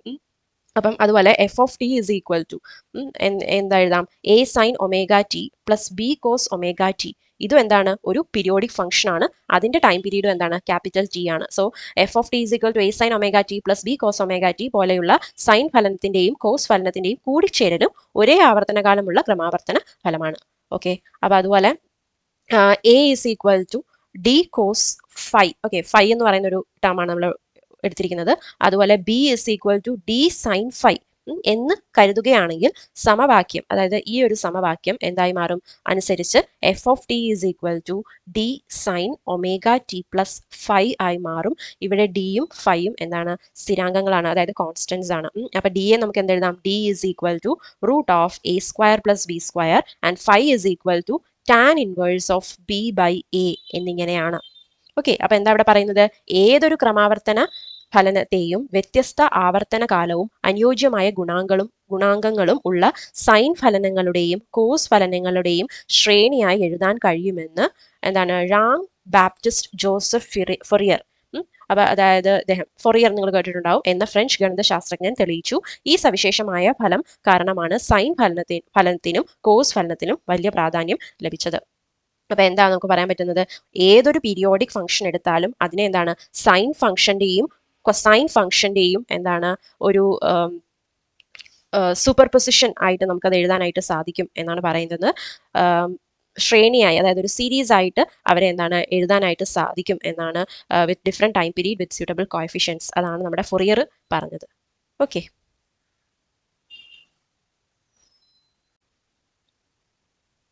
അടുത്തായിട്ട് നമുക്ക് പറയാനുള്ളത് സരള ഹാർമോണിക് മോഷൻ അല്ലെങ്കിൽ സരള ഹാർമോണിക ചലനം or simple harmonic motion. Okay, അപ്പം ഇനിയാണ് നമ്മുടെ മെയിൻ ടോപ്പിക്കിലോട്ട് നമ്മൾ കടക്കുന്നത്. SHM എന്താണെന്നുള്ളത്. ഓക്കെ, സിമ്പിൾ ഹാർമോണിക് മോഷൻ നമ്മൾ SHM എന്നും പറയാറുണ്ട്. നിങ്ങൾ 12th പഠിച്ചപ്പം ഈ SHM എന്ന് പറയുന്ന വാക്കായിരിക്കും യൂസ് ചെയ്തിട്ടുണ്ടാവുക അല്ലേ. അപ്പം നോക്കാലോ, ഇവിടെ ചിത്രം 14.3 കാണിച്ചിരിക്കുന്നത് പോലെ X അക്ഷത്തിലെ മൂലബിന്ദുവിനെ സന്തുലിത സ്ഥാനമാക്കി +A-A ബിന്ദുക്കൾക്കിടയിൽ ഒരു വസ്തു മുന്നോട്ടും പുറകോട്ടും കമ്പനം ചെയ്യുന്നതായി പരിഗണിക്കുക. വസ്തുവിന്റെ പരമാവധി വേഗം മൂലബിന്ദുവിലും 0 വേഗം +or-A ആക്കത്തക്ക വിധമാണ് ചലിച്ചുകൊണ്ടിരിക്കുന്നത്. വസ്തു +A നിന്നും ചലനം തുടങ്ങുമ്പോഴും സമയം 0 വീണ്ടും അത് +A തിരിച്ചെത്തുമ്പോൾ സമയം t T ആയും തെരഞ്ഞെടുത്തിരിക്കുന്നു. ഒന്നുമില്ല, അതായത് ഈ ആദ്യത്തെ ഒരു വസ്തുവിനെ കൺസിഡർ ചെയ്യുക. ഇതാണ് നമ്മുടെ മൂലബിന്ദു അല്ലെങ്കിൽ ഒറിജിൻ എന്ന് പറയുന്നത്, അല്ലെങ്കിൽ നമ്മുടെ മീൻ പൊസിഷൻ അല്ലെങ്കിൽ ഇക്വിലിബ്രിയം പൊസിഷൻ എന്ന് പറയുന്ന ഒരു പൊസിഷനാണിത്. അപ്പൊ ഈ പൊസിഷനിൽ നിന്ന് നമ്മുടെ ഒരു വസ്തു എന്താണ് അങ്ങോട്ടും ഇങ്ങോട്ടും ചലിക്കുകയാണ്. എങ്ങോട്ടാണ്, +A ദൂരവും -A ദൂരവും എന്താണ് ആ രണ്ട് പോയിന്റിലേക്കും ഈ ഒറിജിന് എബൌട്ട് ആയിട്ട് ഒരു X ആക്സിസിലാണ് -A ആൻഡ് +A എന്ന് പറയുന്ന രണ്ട് പോയിന്റിന് ഇടയിലായിട്ട് ഈ ഒരു വസ്തു ഓസിലേറ്റ് ചെയ്തുകൊണ്ടിരിക്കുന്നത്. ഓക്കെ, അതാണ് ഇവിടെ പറയുന്നത്. So T is equal to capital T. Okay, capital T ആണ് അതിന്റെ ടൈം പീരീഡ് എന്ന് നമ്മൾ പറയുന്നത്. ഇനി ഈ ഭാഗത്തിൽ ഈ ചലനത്തെ കുറിച്ചാണ് നമ്മൾ വിവരിക്കുന്നത്. അതിനുശേഷം ഇതെങ്ങനെ സാധ്യമാവുന്നു എന്ന് നമ്മൾ ചർച്ച ചെയ്യും. ഈ കമ്പന ചലനത്തിന്റെ സ്ഥാനാന്തരം X of T is equal to A cos omega T plus phi എന്ന സമവാക്യം അനുസരിച്ചാണെങ്കിൽ ആ വസ്തു സരള ഹാർമോണിക ചലനത്തിലാണ് എന്ന് പറയാം. ഓക്കെ, അപ്പൊ എന്താണ്, ഇവിടെ ഒരു വസ്തു ഓസിലേറ്റ് ചെയ്തുകൊണ്ടിരിക്കുകയാണ് ഒരു പോയിന്റിന് എബൌട്ട് ആയിട്ട്. അപ്പൊ ആ വസ്തുവിന്റെ ചലനം, അതായത് കമ്പന ചലനം എന്ന് പറയുന്നത് എന്താണ്, ഓസിലേറ്ററി മോഷൻ അല്ലെ. അപ്പൊ ഈ വസ്തുവിന്റെ ഓസിലേറ്ററി മോഷനെ നമുക്ക് ഈ ഒരു ഇക്വേഷന്റെ ഫോർമാറ്റിൽ എഴുതാൻ സാധിക്കുമെങ്കിൽ, അതായത് X of T is equal to A cos omega T plus phi എന്ന് പറയുന്ന ഒരു ഫോർമാറ്റിൽ ആ വസ്തുവിന്റെ സ്ഥാനാന്തരം, അതായത് ഡിസ്പ്ലേസ്മെന്റ് ആണ് നമ്മൾ ഇവിടെ എഴുതിയിരിക്കുന്നത്. ഇങ്ങനെ ഓസിലേറ്റ് ചെയ്തുകൊണ്ടിരിക്കുന്ന പാർട്ടിക്കിളിന്റെ ഡിസ്പ്ലേസ്മെന്റ് നമ്മൾ ഈ ഒരു ഫോർമാറ്റിൽ എഴുതാൻ സാധിക്കുമെങ്കിൽ ആ വസ്തു എന്താണ്, സരള ഹാർമോണിക ചലനത്തിലാണെന്ന് പറയാം, അല്ലെങ്കിൽ സിമ്പിൾ ഹാർമോണിക് മോഷനിലാണെന്ന് പറയാം. അപ്പൊ ഈ ഒരു ഇക്വേഷൻ ഒന്ന് നോട്ട് ചെയ്ത് വെക്കുക. അപ്പൊ ഇതിനകത്ത് ഓരോ ടേംസ് എന്തൊക്കെയാണെന്ന് നമ്മൾ പറയും. X എന്ന് പറയുന്നത് X of T എന്ന് പറഞ്ഞാൽ അതിന്റെ സ്ഥാനാന്തരമാണ് അല്ലെങ്കിൽ ഡിസ്പ്ലേസ്മെന്റ് ആണ് നമ്മൾ പറയുന്നത്. ഓക്കെ, നമ്മൾ ഇവിടെ എന്താണ്, ഒരു ഒറിജിന് എബൌട്ട് ആയിട്ട് ഒരു വസ്തു അങ്ങോട്ടും ഇങ്ങോട്ടും മൂവ് ചെയ്തുകൊണ്ടിരിക്കുകയാണ്.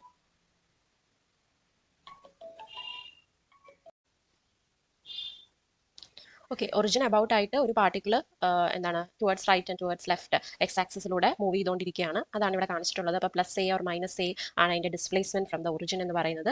സോ ഈ ഓരോ ഓസിലേഷൻ നടക്കാനായിട്ടുള്ള ടൈമാണ് ടൈം പീരീഡ് നമുക്കറിയാം. അതാണ് ക്യാപിറ്റൽ T ഇവിടെ കാണിച്ചിട്ടുള്ളത്. അപ്പോൾ ആ പാർട്ടിക്കിളിന്റെ ഡിസ്പ്ലേസ്മെന്റിനെ നമ്മൾ എന്താണ് ഇക്വേഷൻ ഫോർമാറ്റിൽ എഴുതി X of T is equal to A cos omega T plus phi. ഈ ഒരു സമവാക്യം അനുസരിച്ചാണ് വസ്തു ഓസിലേറ്റ് ചെയ്യുന്നതെങ്കിൽ നമുക്ക് അതിനെ എന്താണ് സിമ്പിൾ ഹാർമോണിക് മോഷൻ അല്ലെങ്കിൽ സരള ഹാർമോണിക ചലനത്തിലാണ് വസ്തു എന്ന് നമുക്ക് പറയാം. സോ ഇവിടെ A ഒമേഗ ഫൈ എന്നിവ എന്താണ് സ്ഥിരാങ്കങ്ങളാണ്. ഒമേഗ ഇതാണ് ഫൈ, ഇതൊക്കെ എന്താണ് കോൺസ്റ്റൻസ് ആണ് ഇവിടെ. ഇനി ഇതെല്ലാം എന്താണ് നമ്മൾ പറയുന്നുണ്ട്, ഓക്കെ, നമുക്ക് ഡീറ്റെയിൽ ആയിട്ട് കാണാം. എല്ലാ ക്രമാവർത്തന ചലനങ്ങളും സരള ഹാർമോണികമല്ല. സരള ഹാർമോണികം എന്നാൽ ചലന വസ്തുവിന്റെ സ്ഥാനാന്തരം ഒരു സൈനുസോയിഡൽ ഫലനമാണെങ്കിൽ അത്തരം ചലനങ്ങളെയെല്ലാം എന്താണ് സരള ഹാർമോണിക ചലനങ്ങളായിരിക്കും. നമ്മൾ പറയുന്ന എല്ലാ പീരിയോഡിക് മോഷൻസും എന്താണ് സിമ്പിൾ ഹാർമോണിക് ആയിട്ടുള്ള മോഷൻസ് അല്ല. പക്ഷേ ഒരു ഓസിലേറ്ററി മോഷൻ അല്ലെങ്കിൽ ഒരു പീരിയോഡിക് മോഷൻ സിമ്പിൾ ഹാർമോണിക് ആയിട്ടുള്ള മോഷൻ ആകണമെങ്കിൽ അതിന്റെ സ്ഥാനാന്തരം അതായത് ഡിസ്പ്ലേസ്മെന്റ് എന്താണ് ഒരു സൈനുസോയിഡൽ ഫംഗ്ഷൻ ആയിരിക്കണം. സൈനുസോയിഡൽ എന്ന് പറഞ്ഞാൽ നമ്മുടെ സൈൻ വേവ് പോലെ ഇവിടെ കാണിച്ചിരിക്കുന്ന ഒരു സൈൻ വേവ് എന്ന് പറയുമ്പോൾ എന്താണ് സീറോയിൽ നിന്നാണ് സ്റ്റാർട്ട് ചെയ്യുന്നത്. ഓക്കെ, സൈൻ വേവ് പോലെ എന്താണ് പോകുന്ന വേവിന്റെ സിമിലർ ടു ദാറ്റ് ഓഫ് ഒരു ഫംഗ്ഷൻ ആണെങ്കിൽ അതെന്താണ് സൈനുസോയിഡൽ ഫംഗ്ഷൻ ആണെന്ന് പറയാം. അപ്പോൾ ഈ ഒരു പാർട്ടിക്കിളിന്റെ ഡിസ്പ്ലേസ്മെന്റ് സൈനുസോയിഡൽ ഫംഗ്ഷൻ ആണെങ്കിൽ we can say that particle is undergoing simple harmonic motion. അതെന്താണ് സരള ഹാർമോണിക ചലനങ്ങളായിരിക്കും എന്ന് നമുക്ക് പറയാം. ഓക്കെ, അപ്പോൾ സരള ഹാർമോണിക ചലനത്തിന് വിധേയമായിരിക്കുന്ന ഒരു വസ്തുവിന്റെ T/4 സമയ ഇടവേളകളിലുള്ള സ്ഥാനാന്തരമാണ് ചിത്രത്തിൽ കാണിച്ചിട്ടുള്ളത്. ഇവിടെ T എന്നത് ഈ ചലനത്തിന്റെ ആവർത്തന കാലമാണ്. അപ്പോൾ ഒന്നുകൂടെ ചുരുക്കി പറയാം, ഒരു വസ്തു എന്താണ് ഈ ഒരു ഇക്വേഷൻ ആണ് ആ വസ്തുവിന്റെ സ്ഥാനാന്തരമെങ്കിൽ ആ വസ്തു എന്താണ് സിമ്പിൾ ഹാർമോണിക് മോഷനിലാണെന്ന് പറയാം. അല്ലെങ്കിൽ ആ വസ്തുവിന്റെ സ്ഥാനാന്തരം നമുക്കൊരു സൈനുസോയിഡൽ ഫംഗ്ഷന്റെ ടേമിൽ നമുക്ക് എക്സ്പ്രസ് ചെയ്യാൻ പറ്റുമെങ്കിലും നമുക്ക് പറയാം ആ വസ്തു എന്താണ് സിമ്പിൾ ഹാർമോണിക് മോഷനിലാണെന്ന് പറയാം. അപ്പൊ ഇവിടെ എന്താണ് ഈ O എന്ന് പറയുന്ന ഒറിജിനിന്റെ towards right and left move ചെയ്യുന്ന ഒരു ഒബ്ജക്റ്റിനെയാണ് ഇവിടെ കാണിച്ചിട്ടുള്ളത്. അപ്പൊ അതിൽ ടൈമും കാണിച്ചിട്ടുണ്ട്. ഇപ്പൊ ടൈം T=0 ആയിരിക്കുമ്പോൾ ആ ഒബ്ജക്റ്റ് എവിടെയാണ് അത് ടുവേർഡ്സ് റൈറ്റ് എ എന്ന് പറയുന്ന പോയിന്റിലോട്ട് അത് പോയിട്ടുണ്ട്. ഇവിടെ കാണാം ടൈം T=0 ആകുമ്പം അതെവിടെയാണ് എയിലാണ് ഇരിക്കുന്നത്. അടുത്തത് T=T/4 എന്ന് പറയുന്ന ടൈമിലാകുമ്പോൾ അത് അഗെയിൻ മീൻ പൊസിഷനിലോട്ട് വരുന്നു അല്ലെ. ഇവിടുന്ന് എയിൽ നിന്ന് മാറി മീൻ പൊസിഷനിൽ വരുന്നു. എഗെയിൻ T/2 ആകുമ്പോൾ അത് എഗെയിൻ അടുത്ത എക്സ്ട്രീം എൻഡ് ആയ -എയിലോട്ട് പോകുന്നു. എഗെയിൻ 3T/4 ആയപ്പോൾ ഇറ്റ് ഈസ് ബാക്ക് ടു അതിന്റെ മീൻ പൊസിഷനിലോട്ട് വരുന്നു. ആൻഡ് എഗെയിൻ വെൻ T=T ആകുമ്പോൾ എന്താണ് അത് എവിടാണോ സ്റ്റാർട്ട് ചെയ്തത് ആ പൊസിഷനിലോട്ട് എത്തി. അപ്പം സ്റ്റാർട്ടിംഗ് പോയിന്റ് ആയ എയിൽ തന്നെ അത് തിരിച്ചെത്താനായിട്ട് അതിന് എടുത്ത ടൈം ഏതാണ് ക്യാപിറ്റൽ T ആണ്, which is the time period of that particle അല്ലെ. ആ പാർട്ടിക്കിളിന്റെ ടൈം പീരീഡ് അതായത് എവിടെയാണോ സ്റ്റാർട്ട് ചെയ്തത് ഓസിലേറ്റ് ചെയ്ത് അവിടെ തന്നെ വരാനായിട്ട് അതിനെടുത്ത ടൈമാണ് ടൈം പീരീഡ് എന്ന് പറയുന്നത്. That is A time taken four one oscillation. അതാണ് എന്ത് ടൈം പീരീഡ് എന്ന് പറയുന്നത്. ഓക്കെ, സോ അതാണ് ഈ ഫിഗറിലൂടെ റെപ്രസെന്റ് ചെയ്ത് കാണിക്കുന്നത്. എഗെയിൻ ആ പാർട്ടിക്കിൾ തിരിച്ച് നമ്മുടെ മെയിൻ പൊസിഷൻ ഒറിജിനിലോട്ട് വരുവാണെങ്കിൽ അതെന്താണ് 5T/4 ടൈം എടുക്കും. ഓക്കെ, അപ്പൊ 0-ലിരുന്നു റൈറ്റ് എൻഡിലായിരുന്നു. T/4 ആയപ്പോൾ അത് ഒറിജിനിൽ വന്നു. അഗെയിൻ T/2 ആയപ്പോൾ അതായത് 2T/4 ആണ് T/2 അല്ലെ. അപ്പൊ അതായപ്പോൾ അത് -എയിലോട്ട് പോയി. തിരിച്ച് 3T/4 ആയപ്പോൾ അത് ഒറിജിനിൽ വന്നു. അഗെയിൻ T അതായത് 4 ടൈംസ് T/4 അതാണ് T. ആ Tയിലോട്ട് എത്തിയപ്പോൾ എന്താണ് അത് തിരിച്ച് എവിടാണോ സ്റ്റാർട്ട് ചെയ്തത് ആ പോയിന്റിൽ തന്നെ തിരിച്ചെത്തി. സോ അതാണ് ഈ ഒരു ഫിഗറിൽ കാണിച്ചിരിക്കുന്നത്. ഇനി ഗ്രാഫിന്റെ ആകാരം നിർണ്ണയിക്കുന്ന അളവുകൾ A, ഒമേഗ, ഫൈ ഇവയുടെ പേരുകൾ സഹിതം കാണിച്ചിരിക്കുന്നു. ഇനി നമുക്ക് ഈ അളവുകളെ നിർവചിക്കാം. ഓക്കെ, ഇത് എന്തൊക്കെയാണെന്നാണ് പറയാൻ പോകുന്നത്. നമ്മുടെ x(t) A cos omega t plus phi എന്ന് എഴുതിയതിലെ ഓരോ ടേംസും എന്തൊക്കെയാണെന്ന് പറയാൻ പോവാണ്. x(t) എന്താണ് സ്ഥാനാന്തരം x സമയം ടിയുടെ ഫലനമായി എഴുതിയിരിക്കുകയാണ്. അതായത് displacement as A function of time t അല്ലെ. ഒരു ടൈം ടിക്ക് അനുസരിച്ച് ഡിസ്പ്ലേസ്മെന്റ് എത്ര ആയിരിക്കും എന്ന് കാണിക്കുന്ന ഒരു ഫംഗ്ഷൻ ആണ് x(t) എന്ന് പറയുന്നത്. x എന്ന് പറയുന്നത് ഡിസ്പ്ലേസ്മെന്റ്, ടൈം എന്ന് പറയുന്നത് t. x(t) is a function of it is a displacement which is written as a function of time period time. Okay, and a എന്ന് പറയുന്നത് എന്താണ് ആയതി നമ്മൾ പറഞ്ഞായിരുന്നു ആംപ്ലിറ്റ്യൂഡ് അല്ലെ. ആംപ്ലിറ്റ്യൂഡ് എന്ന് പറഞ്ഞാൽ ഒരു ഓസിലേറ്റ് ചെയ്യുന്ന വസ്തു അതിന്റെ മീൻ പൊസിഷനിൽ നിന്ന് മാക്സിമം ഡിസ്പ്ലേസ്മെന്റിനെയാണ് നമ്മൾ എന്ത് വിളിക്കുന്നത് ആംപ്ലിറ്റ്യൂഡ് എന്ന് പറയുന്നത്. ഫോർ എക്സാമ്പിൾ ഇതിപ്പോ എന്താണ് ഇവിടെ ഒരു ഓസിലേറ്റിംഗ് ആയിട്ടുള്ള ഒരു വസ്തുവിന്റെ ഗ്രാഫാണ് കാണിച്ചിട്ടുള്ളത്. അപ്പൊ ഇവിടെ x ആണ് സമയം y ആക്സിസിൽ x ആണ് ഡിസ്പ്ലേസ്മെന്റ് അത് y ആക്സിസിൽ കൊടുത്തിട്ടുണ്ട്. ഈ സ്ഥാനാന്തരം എന്ന് പറഞ്ഞ് x ആക്സിസിൽ ടൈമും കൊടുത്തിട്ടുണ്ട്. അപ്പൊ ഈ പാർട്ടിക്കിള് 0 എന്ന് പറയുന്ന ടൈം പീരീഡിൽ എയിൽ ഇരിക്കുകയാണ്. അത് കഴിഞ്ഞ് കുറച്ച് ടൈം പീരീഡ് ഇവിടെ എത്തിയെന്ന് വിചാരിക്കാം. എക്സാമ്പിൾ T/4 ആണെന്ന് വിചാരിക്കാം. T/4-ലായപ്പോഴത്തേക്കും അത് കഴിഞ്ഞ് എന്താ എയിൽ നിന്ന് 0-ലോട്ട് എത്തി അല്ലെ. അഗെയിൻ അടുത്ത T/4 ദാറ്റ് ഇസ് 2T/4 അല്ലെങ്കിൽ T/2 എന്ന് പറയുന്ന ഒരു ടൈം പീരീഡ് ആണെന്ന് വിചാരിക്കാം. T/2 എന്ന് പറയുന്ന ഒരു ടൈം പീരീഡ് ഈ ടൈം പീരീഡ് ഇവിടെ ആയപ്പോൾ എന്താണ് ആ ഒബ്ജക്റ്റ് -എയിലോട്ട് എത്തി. ഇവിടെ -a അല്ലെ. അപ്പൊ ഇവിടെ എയും കണ്ടു -aയും കണ്ടു. ഈ a എന്ന് പറയുന്നതാണ് ഇതിന്റെ maximum displacement from the mean position, അല്ലെങ്കിൽ ഒറിജിനിൽ നിന്ന് ഇത് ഡിസ്പ്ലേസ് ചെയ്ത മാക്സിമം ഡിസ്റ്റൻസിന്റെ മാഗ്നിറ്റ്യൂഡ് ആണ് നമ്മൾ എന്ത് വിളിക്കുന്നത്, ആയതി അല്ലെങ്കിൽ ആംപ്ലിറ്റ്യൂഡ് എന്ന് വിളിക്കുന്നത്. ഓക്കെ, അപ്പൊ എ ആണ് അതിന്റെ ആംപ്ലിറ്റ്യൂഡ്. അതൊന്നുകൂടെ നമ്മൾ ഡീറ്റെയിൽ ആയിട്ട് പറയും. ഇപ്പൊ മനസ്സിലാക്കുക, ആംപ്ലിറ്റ്യൂഡ് എന്ന് പറയുന്നതാണ് എ. അപ്പൊ X of T is equal to A cos omega T plus 5 എന്നതിൽ എക്സ് ഓഫ് ടി എന്ന് പറയുന്നത് ഡിസ്പ്ലേസ്മെന്റ് ആണ്, എ എന്ന് പറയുന്നത് എന്താണ്, ആംപ്ലിറ്റ്യൂഡ് ആണ്, ഒമേഗ എന്ന് പറയുന്നത് എന്താണ്, കോണീയ ആവൃത്തി, അതായത് ആംഗുലാർ ഫ്രീക്വൻസി അല്ലെ. ഇതൊക്കെ നമ്മൾ സർക്കുലർ മോഷൻ പഠിച്ചപ്പോഴും പറഞ്ഞതാണ്.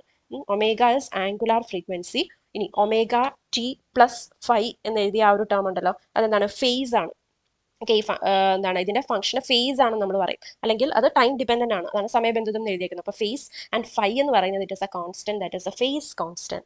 ഓക്കെ, അപ്പം നമ്മൾ ഒരു SHM-നെ അല്ലെങ്കിൽ ഒരു സിമ്പിൾ ഹാർമോണിക് മോഷനെ നമ്മൾ എങ്ങനെ അതിന്റെ ഡിസ്പ്ലേസ്മെന്റിനെ നമുക്ക് ഇങ്ങനെ എഴുതാം, X of T is equal to A cos omega T plus 5 എന്നിങ്ങനെ എഴുതുവാണെങ്കിൽ അതിൽ എ എന്ന് പറയുന്നത് amplitude of that oscillating particle ആകാം, omega T plus 5 is a phase and 5 എന്ന് പറയുന്നത് ഫേസ് കോൺസ്റ്റന്റ് ആയിരിക്കും, എക്സ് ഓഫ് ടി എന്ന് പറയുന്നത് അതിന്റെ ഡിസ്പ്ലേസ്മെന്റ് നമ്മൾ പറഞ്ഞ പോലെ. അപ്പോൾ ഇങ്ങനെയാണ് നമുക്ക് അപ്പോൾ അല്ലെങ്കിൽ ഒരു പാർട്ടിക്കിളിന്റെ മോഷനെ ഈ ഒരു ഫംഗ്ഷൻ ഉപയോഗിച്ച് നമുക്ക് റെപ്രസെന്റ് ചെയ്യാൻ പറ്റുമെങ്കിൽ അതെന്താണ്, SHM ആണെന്ന് പറയാം. ഓക്കെ, നിങ്ങൾക്ക് അത് മനസ്സിലായെന്ന് വിചാരിക്കുന്നു. കുറച്ച് വലിച്ചു നീട്ടായി പോയി, എന്നാലും പോയിന്റ് ക്ലിയർ ആയെന്ന് വിചാരിക്കുന്നു. ഓക്കെ, സോ ഇത് ഇവിടെ കൊടുത്തിട്ടുണ്ട്. അളവ് എ ആയതി എന്ന് വിളിക്കുന്നു. വസ്തുവിന്റെ ഇരുവശങ്ങളിൽ ഒന്നിലേക്കുള്ള പരമാവധി സ്ഥാനാന്തരത്തെയാണ് ഈ പോസിറ്റീവ് സ്ഥിരാങ്കം പ്രതിനിധാനം ചെയ്യുന്നത്. ഓക്കെ, അപ്പം ഇരുവശങ്ങളിലേക്കും പോകുമ്പോൾ -a അല്ലെങ്കിൽ +a ആണ്, അതിന്റെ മാഗ്നിറ്റ്യൂഡ് ആണ് ശരിക്കും ആംപ്ലിറ്റ്യൂഡ്. അപ്പം -a ആയാലും +a ആയാലും ആംപ്ലിറ്റ്യൂഡ് അതിന്റെ മാഗ്നിറ്റ്യൂഡ് a ആണ്. സോ അതാണ് ആംപ്ലിറ്റ്യൂഡ് ഇസ് a എന്ന് പറയുന്നത്, maximum displacement from the mean position. അപ്പൊ സമവാക്യം 14.4 കൊസൈൻ ഫലനം +or-1 അതിരുകൾക്കുള്ളിൽ വ്യത്യാസപ്പെടുന്നു. അതുകൊണ്ട് അതായത് നമുക്ക് അറിയാലോ, കോസ് ഫംഗ്ഷന്റെ വാല്യൂ എന്ന് പറയുന്നത് +1ന്റെയും -1 വാല്യൂന്റെയും ഇടയിലായിരിക്കും വേരി ചെയ്യുന്നത്. കോസ് ഫംഗ്ഷന്റെ ഗ്രാഫ് എടുത്ത് നിങ്ങൾക്ക് നോക്കിയാൽ തന്നെ മനസ്സിലാവും. അതിന്റെ ഈ എയുടെ അതായത് കോസ് ഫംഗ്ഷൻ എന്ന് പറയുമ്പോഴത്തേക്കും ഇങ്ങനെയാണ് പോകുന്നത്. ഇവിടെ +1ഉം ഇവിടെ -1 വാല്യൂ ആയിരിക്കും. ഈ -1 +1 ഇടയിലാണ് ഒരു കൊസൈൻ ഫംഗ്ഷൻ കിടന്ന് ഇങ്ങനെ ഓസിലേറ്റ് ചെയ്യുന്നത് നമുക്ക് പറയാം. അപ്പൊ അതുകൊണ്ട് തന്നെ സ്ഥാനാന്തരം +a -a അതിരുകൾക്കുള്ളിൽ വ്യത്യാസപ്പെടുന്നു. ചിത്രം 14.7a-യിൽ സമവാക്യം 14.4-നെ AB എന്നീ രണ്ട് വ്യത്യസ്ത ആയതികളിൽ വരച്ചിരിക്കുന്നു. ഇവയെ സൂചിപ്പിക്കുന്ന ഗ്രാഫുകൾ രേഖകൾ 1, 2 എന്നിവയാണ്. ഈ ഗ്രാഫുകൾ തമ്മിലുള്ള വ്യത്യാസം ആയതിയുടെ പ്രാധാന്യം വിവരിക്കുന്നു. അപ്പൊ ഇത് നോക്കാം. 14.7a-യിൽ എന്താ കാണിച്ചിട്ടുള്ളത്, ഇവിടെ രണ്ട് ഗ്രാഫുകൾ വന്നിട്ടുണ്ട്. ഒന്നിന്റെ ആംപ്ലിറ്റ്യൂഡ് എയും ഒന്നിന്റെ ആംപ്ലിറ്റ്യൂഡ് ബിയും ആണ്. പക്ഷെ ഇവരുടെ ഫേസും അതുപോലെ തന്നെ ഫേസ് കോൺസ്റ്റൻസ് ഇതെല്ലാം എന്താണ്, സെയിം ആണ്. അത് ഫേസ് ഒമേഗയും അതുപോലെ തന്നെ ഫൈയും ഒക്കെ സെയിം ആയിട്ടുള്ള രണ്ട് ഫംഗ്ഷൻസ് ആണ് ഇവിടെ കാണിച്ചിട്ടുള്ളത്. പക്ഷെ അവരുടെ ആംപ്ലിറ്റ്യൂഡ്സ് എന്താണ്, ഡിഫറെന്റ് ആണ്. ഇപ്പൊ രണ്ട് SHM with same omega and phi but different amplitudes A and B ആണ് നമ്മുടെ ഫിഗറിൽ കാണുന്നത്. ഓക്കെ, ഒരാളുടെ ആംപ്ലിറ്റ്യൂഡ് എ ഇവിടെ, ഒരാളുടെ ആംപ്ലിറ്റ്യൂഡ് ബി ഇവിടെയാണ്. 1, 2 നിങ്ങൾക്ക് മനസ്സിലായെന്ന് വിചാരിക്കുന്നു. ഓക്കെ, ഇനി സമവാക്യത്തിലെ സമയത്തിനനുസരിച്ച് വ്യത്യാസപ്പെടുന്ന ഒമേഗ ടി പ്ലസ് 5 ചലനത്തിന്റെ ഫേസ് എന്ന് വിളിക്കുന്നു. ഇതൊരു നിശ്ചിത സമയത്തിലെ ചലനാവസ്ഥയെ വിവരിക്കുന്നു. ഇവിടെ ഫൈ സ്ഥിരാങ്കത്തെ ഫേസ് സ്ഥിരാങ്കം അല്ലെങ്കിൽ ഫേസ് കോൺ എന്ന് വിളിക്കുന്നു. Phase angle, okay, phase angle അല്ലെങ്കിൽ ഫേസ് കോൺസ്റ്റന്റ് എന്നാണ് ഫൈയെ നമ്മൾ പറയുന്നത്. ഇനി t ഇസ് ഈക്വൽ ടു 0 സമയത്തെ വസ്തുവിന്റെ സ്ഥാനാന്തരത്തെയും പ്രവേഗത്തെയും ആശ്രയിച്ചാണ് ഫൈയുടെ മൂല്യം നിർണ്ണയിക്കുന്നത്. അതായത് t ഇസ് ഈക്വൽ ടു 0 സമയത്തെ ഒമേഗ ടി പ്ലസ് ഫൈയുടെ വിലയായ ഫൈ ആണ് ഫേസ് കോൺസ്റ്റന്റ് എന്ന് പറയുന്നത്. ഓക്കെ, അത് സിമ്പിൾ ആണ്. അതായത് ഒമേഗ ടി പ്ലസ് 5 ആണ് നമ്മുടെ ആർഗ്യുമെന്റ് എന്ന് നമ്മൾ പറഞ്ഞു. അപ്പൊ ഇതില് ഫൈയുടെ value when T is equal to 0 അതാണ് നമ്മുടെ ഫേസ് കോൺസ്റ്റന്റ് എന്ന് നമ്മൾ ഡിഫൈൻ ചെയ്യുന്നത്. ഓക്കെ, അപ്പൊ ചിത്രം 14.7b-യിൽ ഉപയോഗിച്ച് ഇത് കൂടുതൽ നന്നായി മനസ്സിലാക്കാം. ഈ ചിത്രത്തിൽ 3, 4 എന്നീ വക്രരേഖകൾ സമവാക്യം 14.4-ലെ ഫൈ ഫേസ് സ്ഥിരാങ്കത്തിന്റെ രണ്ട് വിലകളെ പ്രതിനിധാനം ചെയ്യുന്ന ഗ്രാഫുകളാണ്. ഫേസ് സ്ഥിരാങ്കം വസ്തുവിന്റെ പ്രാരംഭം അവസ്ഥകളെ സൂചിപ്പിക്കുന്നു എന്ന് കാണാൻ കഴിയും. സ്ഥിരാങ്കം ഒമേഗയെ ചലനത്തിന്റെ കോണീയാവൃത്തി എന്ന് വിളിക്കുന്നു, അല്ലെ. അപ്പൊ ഒമേഗ എന്ന് പറയുന്നത് എന്താണ്, കോണീയാവൃത്തി അല്ലെങ്കിൽ ആംഗുലാർ ഫ്രീക്വൻസി എന്ന് പറഞ്ഞു. ഇത് ടിയുമായി ബന്ധപ്പെട്ടിരിക്കുന്നു. അത് നമ്മൾ നേരത്തെ പറഞ്ഞാണ്, ടിയും ഒമേഗയും തമ്മിലുള്ള റിലേഷൻ, അല്ലെ. എന്താണ്, omega is equal to 2π/t ആണ്, അല്ലെങ്കിൽ ടി ഇസ് ഈക്വൽ ടു 2π/ഒമേഗ ആണ്. നമ്മൾ ഓൾറെഡി അവിടെ കണ്ടതാണ്. അപ്പൊ ഈ ഗ്രാഫ് ഇപ്പൊ നമ്മൾ പറഞ്ഞ പോലെ തന്നെ ഈ ഗ്രാഫ് എന്ന് പറയുന്നത് ഫൈയുടെ വാല്യൂ വ്യത്യാസമാണ്. ഫൈയുടെ വാല്യൂ വ്യത്യാസമുള്ള രണ്ട് SHM-ന്റെ കാര്യമാണ് ഇവിടെ പറഞ്ഞിരിക്കുന്നത്. നോക്കാം, ഒരാളുടെ ഫൈ എന്താണ്, ഈ 3 എന്ന് പറഞ്ഞ് കാണിച്ചിരിക്കുന്ന ആളുടെ ഫൈ 0 ആണ്. ഇവിടുത്തെ 4 എന്ന് പറയുന്ന SHM-ന്റെ ഫൈ എന്താണ്, -π/4 ആണ്. ഓക്കെ, അപ്പൊ ഫൈയുടെ വാല്യൂ ഡിഫറെന്റ് ആണ്, ബട്ട് അവയുടെ ആയതി എന്താണ്, തുല്യമാണെന്നാണ് പറയുന്നത്. ഓക്കെ, ആയതി തുല്യവും ഫൈയുടെ വാല്യൂ ഡിഫറെന്റും ആയിട്ടുള്ള ഒരു SHM ആണ് ഇവിടെ വരച്ച് കാണിച്ചിട്ടുള്ളത്. ഓക്കെ. സോ ഇവ തമ്മിലുള്ള ബന്ധം ലഭിക്കുന്നതിനായി ഫൈ ഇസ് ഈക്വൽ ടു 0 എന്ന സങ്കല്പത്തിൽ സമവാക്യം 14.4 പരിഗണിക്കുക. അതായത് സമവാക്യം 14.4 അപ്പോൾ X of T is equal to A cos omega T ആകും. ഈ ചലനം ടി ആവർത്തന കാലമുള്ള ഒരു ക്രമാവർത്തന ചലനമാണ്. അതുകൊണ്ട് വസ്തുവിന്റെ സ്ഥാനാന്തരം എക്സ് ഓഫ് ടിയുടെ വില ഒരു ആവർത്തന കാലത്തിന് ശേഷം ആദ്യത്തെ വിലയിലേക്ക് തിരിച്ചെത്തുന്നു. അതായത് ടിയുടെ എല്ലാ വിലയിലും X of T is equal to X of T plus T ആണ്. ഈ നിബന്ധന അനുസരിച്ച് A cos omega T is equal to A cos omega T plus T. ഇതൊക്കെ നമ്മൾ നേരത്തെ പറഞ്ഞാണ്. നേരത്തെ ഒരു സിമ്പിൾ ആയിട്ടുള്ള ഒരു വേവിനെ റെപ്രസെന്റ് ചെയ്തപ്പോഴത്തേക്കും നമ്മൾ ഇത് പറഞ്ഞാണ്. ഫംഗ്ഷന്റെ ടേമിൽ നമുക്കൊരു പീരിയോഡിക് ഫംഗ്ഷനെ റെപ്രസെന്റ് ചെയ്യുന്ന കാര്യങ്ങൾ പറഞ്ഞപ്പോൾ നമ്മളവിടെ പറഞ്ഞാണ് F of T is equal to F of T plus T എന്ന് എഴുതാം. അതുപോലെ എക്സ് ഓഫ് ടിനെ നമ്മൾ X of T plus T എന്ന് എഴുതി. അതുകൊണ്ട് എ കോസ് ഒമേഗ ടിയെ A cos omega T plus T എന്ന് നമ്മൾ എഴുതി. Because it is a periodic function ആയതുകൊണ്ടാണ് നമ്മൾ അങ്ങനെ എഴുതിയത്. അപ്പോൾ ഒരു കൊസൈൻ ഫലനം ആവർത്തിക്കുന്ന അതിന്റെ ആർഗ്യുമെന്റ് അല്ലെങ്കിൽ ഫേസ് 2π വർദ്ധിക്കുമ്പോൾ ആയതുകൊണ്ട് സമവാക്യം 14.6നെ ഒമേഗ ടി പ്ലസ് ടി എന്നത് ഒമേഗ ടി പ്ലസ് ടി എന്നത് ഒമേഗ ടി പ്ലസ് 2π എന്ന് എഴുതാം. അതൊന്നുമില്ല. കൊസൈൻ ഫംഗ്ഷൻ നിങ്ങൾക്ക് അറിയായിരിക്കും. കൊസൈൻ ഫംഗ്ഷൻ എന്ന് പറയുന്നത് റിപ്പീറ്റ് ചെയ്യുന്നത് 2π റേഡിയൻസ്, അതായത് ആ കോസിന്റെ വാല്യൂ, അത് കോസ് തീറ്റ എന്ന് പറയുന്ന തീറ്റ 2π വാല്യൂസ് റിപ്പീറ്റ് ചെയ്യുന്ന അനുസരിച്ചിട്ടാണ്. ഓരോ 2πയിലും ആണ് കോസിന്റെ വാല്യൂ റിപ്പീറ്റ് ചെയ്ത് വരുന്നത്.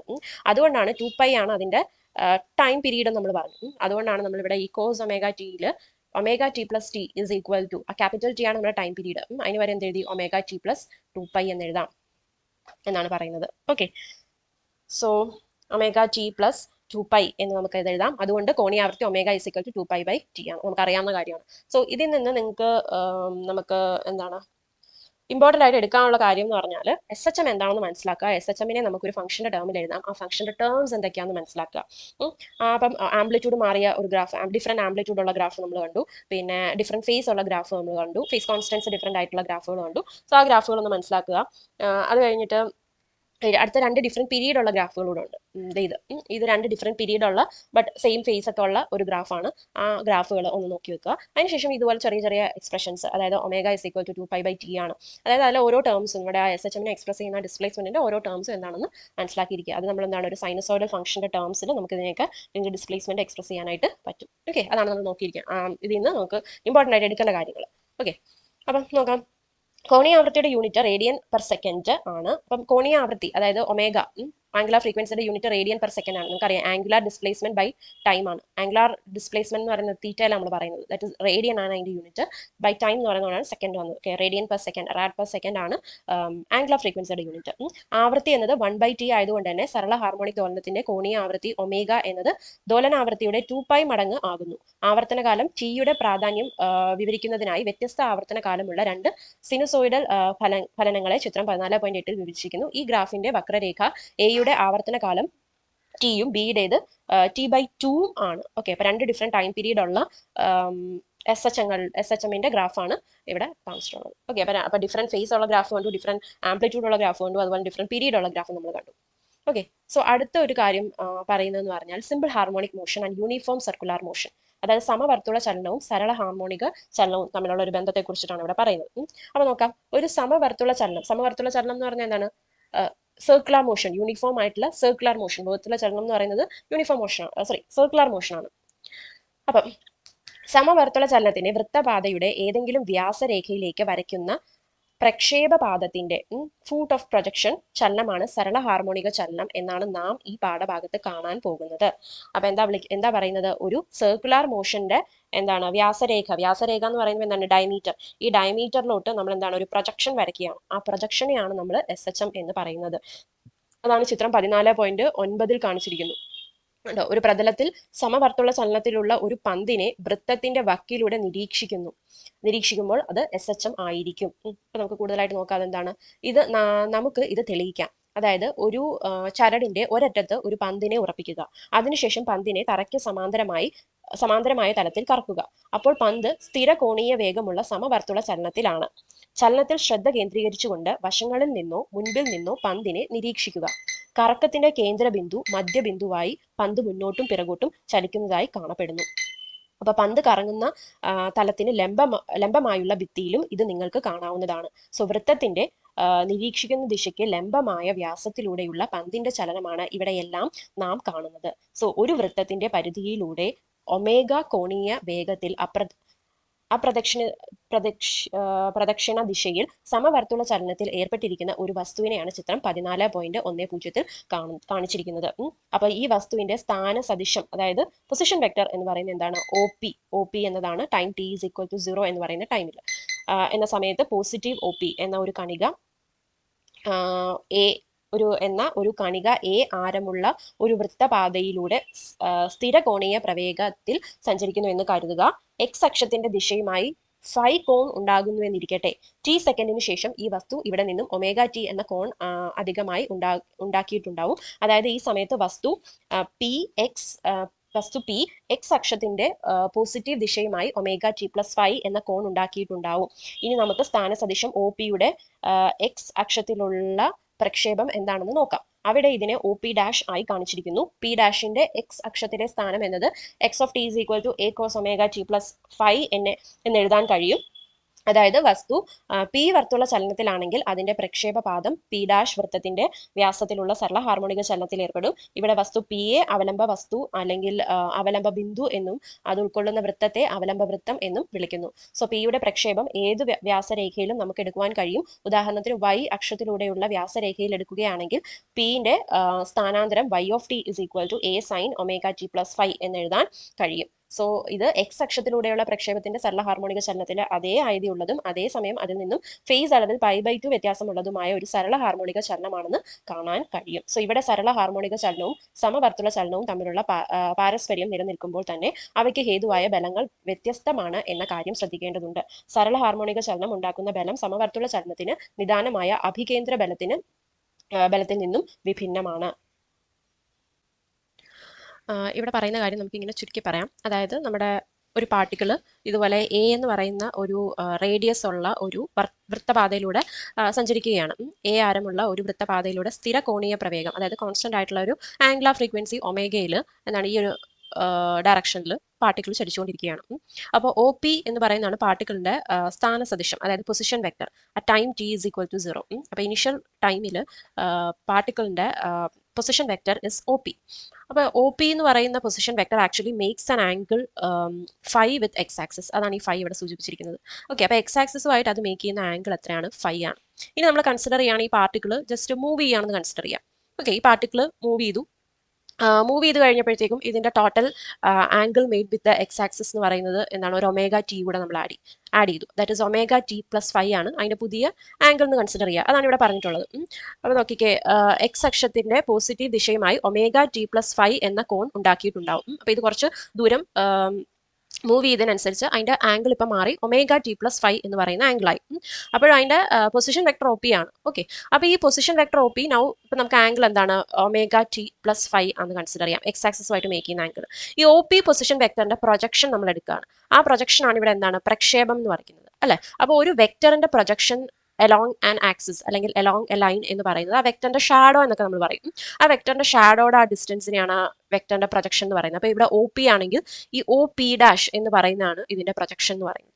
ഈ പ്രൊജക്ഷൻ ഓഫ് എ വെക്ടർ അതിന് ഇക്വേഷൻ ഒക്കെ ഉണ്ട്. നമ്മൾ വെക്ടർ ഇതിൽ പഠിക്കും. വെക്ടർ എന്ന് പറഞ്ഞ ചാപ്റ്ററിൽ അതൊക്കെ പഠിക്കുന്നതാണ്. മാത്സിലൂടെ നമ്മളത് പഠിക്കുന്നതാണ്. അപ്പോൾ അതെന്താ നിങ്ങൾക്ക് ഇവിടെ ഈ വെക്ടർ ഒ പി ഡാഷ് എന്ന് പറയുന്നത് ശരിക്കും എന്താണ്? ഒ പിയുടെ magnitude into cos of the angle between ഈ എക്സ് ആക്സിസ്, അതായത് ഈ അലോങ് ദ എക്സ് ആക്സിസ് ആണ് നമ്മൾ പ്രൊജക്ഷൻ എടുക്കുന്നത്. അപ്പോൾ cos of the angle between that X axis and the O P vector, അതായത് ഇവിടെ അതെന്താണ്? ഒമേഗ ടി പ്ലസ് 5 എന്ന് പറയുന്ന ആംഗിളാണ്. സോ ആ ഒ പി ഡാഷ് അല്ലെങ്കിൽ ആ projection of O P vector എന്ന് പറയുന്നത് എന്താണ്? ഈ ഒ പിയുടെ മാഗ്നിറ്റ്യൂഡ് എന്താ? എ ആണ്. കാരണം നമ്മൾ പറഞ്ഞു ഈ സർക്കിളിന്റെ റേഡിയസ് എ ആണ്. സോ അതുകൊണ്ടാണ് A into cos omega T plus 5 എന്ന് എഴുതിയത്. ഈ പ്രൊജക്ഷനെ നമ്മൾ എക്സ് ഓഫ് ടി എന്ന് പറയുന്ന പേര് വിളിച്ചു. So X of T is equal to A cos omega T plus 5. അതാണ് ഇതിൻ്റെ ഇവിടെ എഴുതിയിരിക്കുന്നത്. അതെ, X of T is equal to A cos omega T plus 5. അങ്ങനെയാണ് അത് വന്നത്. ഒന്നുമില്ല, ഒ പി എന്ന് പറയാം. ഒരു പാർട്ടിക്കിൾ സർക്കുലർ മോഷനിൽ മൂവ് ചെയ്യുമ്പോഴത്തേക്കും ഒ പി ആണ് അതിന്റെ പൊസിഷൻ വെക്ടർ.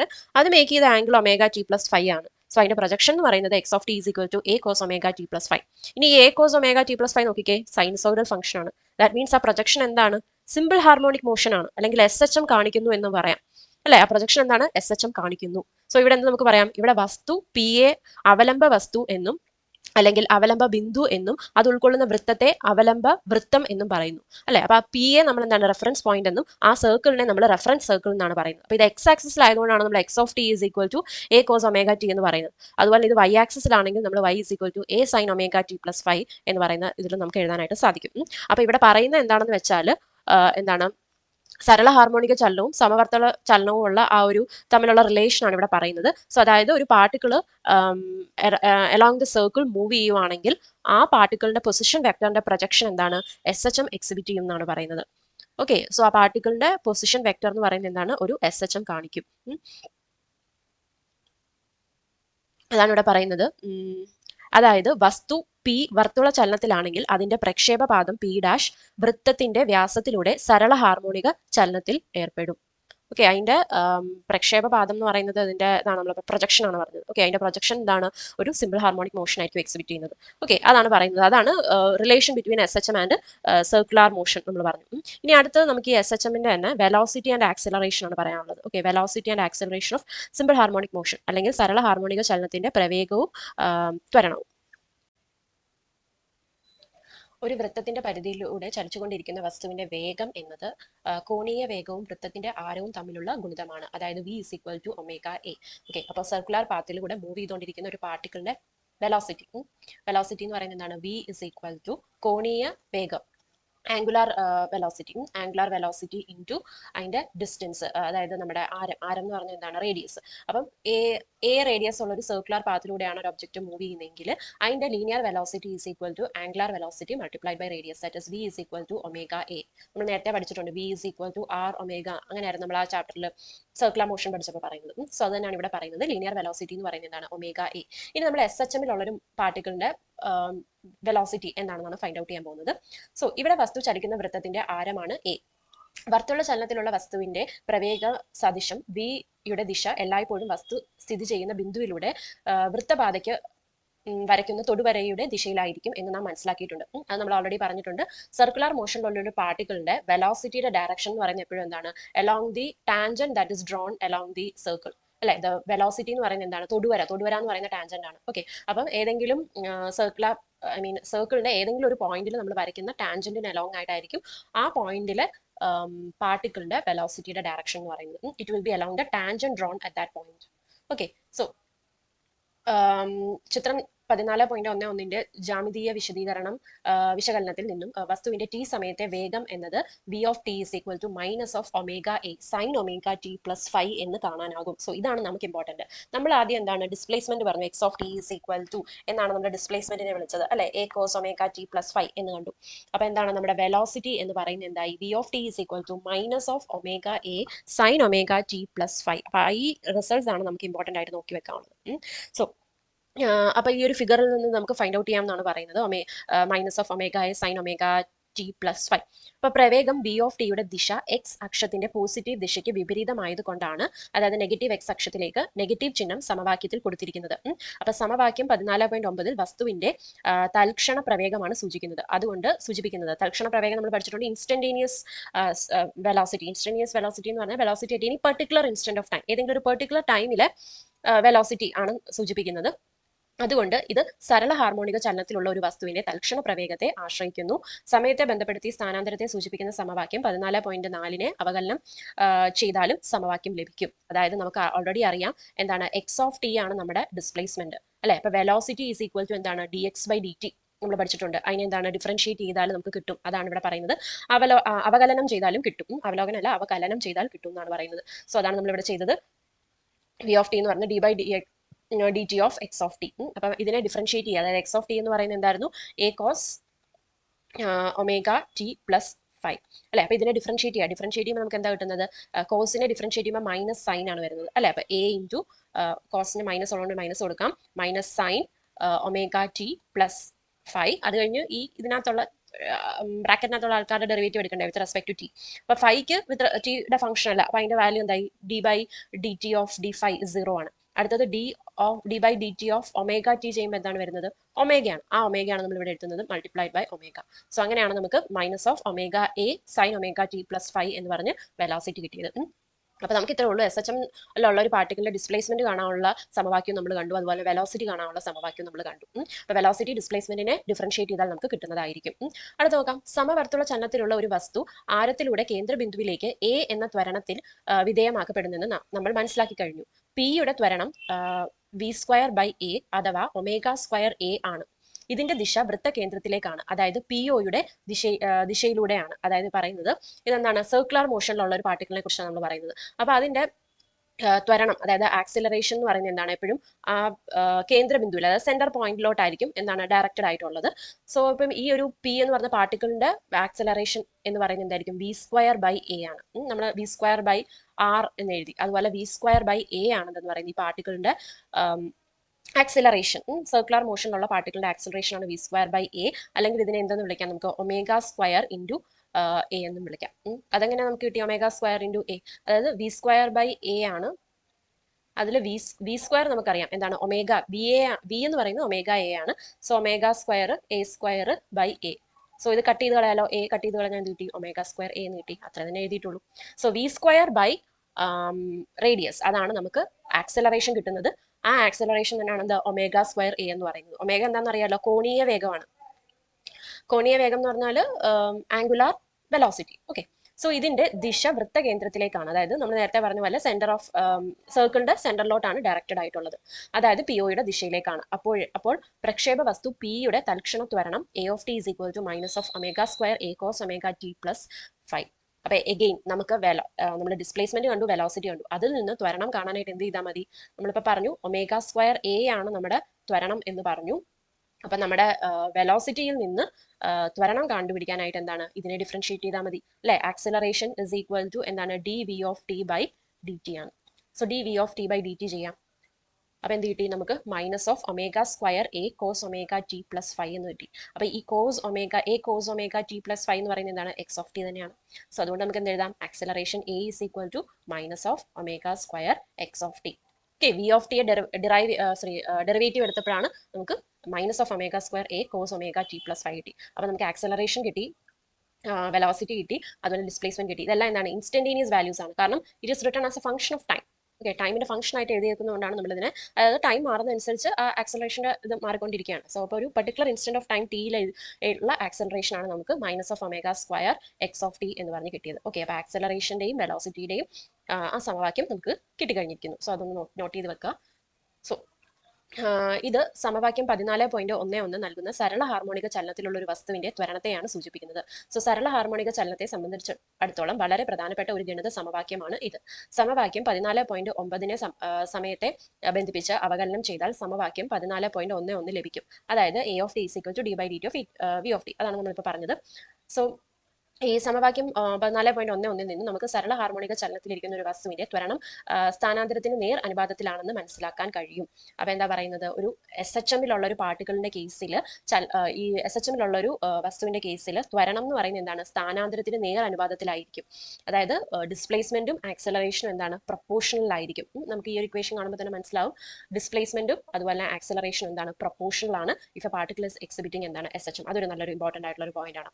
ഓക്കെ, സോ ഇവിടെ x of t is greater than 0 ആണെങ്കിൽ a of t എന്ന് പറയുന്നത് എന്താണ്, ലെസ് ദാൻ 0 ആയിരിക്കും. അതുപോലെ x of t less than 0 ആണെങ്കിൽ a of t എന്ന് പറയുന്നത് എന്താണ്, ഗ്രേറ്റർ ദാൻ 0 ആയും കാണപ്പെടുന്നു. സോ -a-ക്കും ഇടയിലുള്ള x-ന്റെ ഏത് വിലയ്ക്കും ത്വരണം a of t യുടെ ദിശ സരള ഹാർമോണിക ചലനപാതയുടെ കേന്ദ്രത്തിലേക്കായിരിക്കും. അതായത് ആക്സലറേഷൻ, നമ്മുടെ ത്വരണത്തിന്റെ ഡയറക്ഷൻ എന്ന് പറയുന്നത് towards centre of that circular path.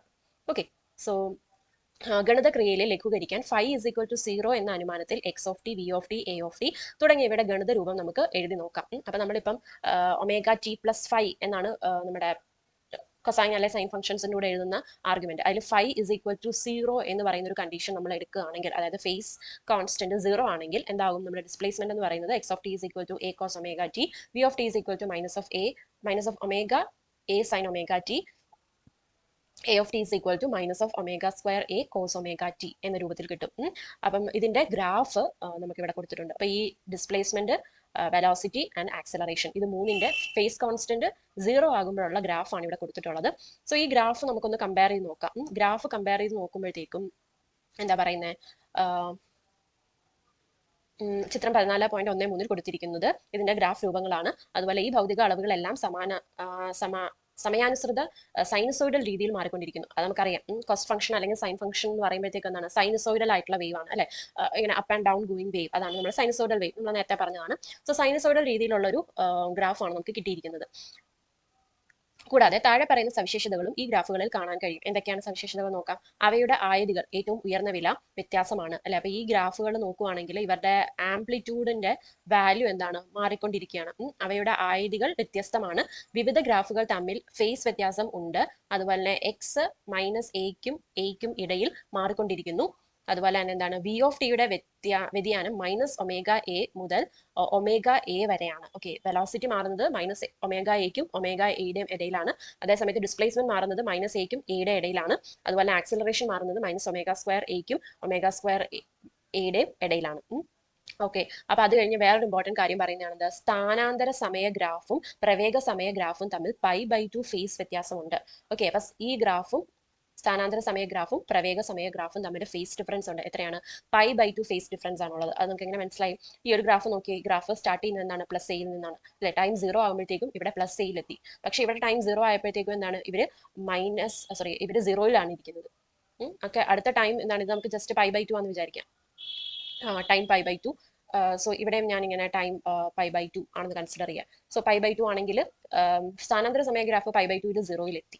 പക്ഷെ പ്രവേഗ സമയ ഗ്രാഫ് എന്താണ്? π/2-യിലായപ്പോഴത്തേക്കും മൈനസ് ഒമേഗ എ എന്ന് പറയുന്ന വാല്യൂലോട്ട് മാറി അല്ലെ, തിരിച്ചു മാറി. അപ്പൊ ഇവർ തമ്മിൽ ഒരു π/2 ഫേസ് ഡിഫറൻസ് ആണ് ഉള്ളത്. ഓക്കെ, ഇവർ തമ്മിൽ ഒരു π/2 ഫേസ് വ്യത്യാസമാണ് ഉള്ളത്.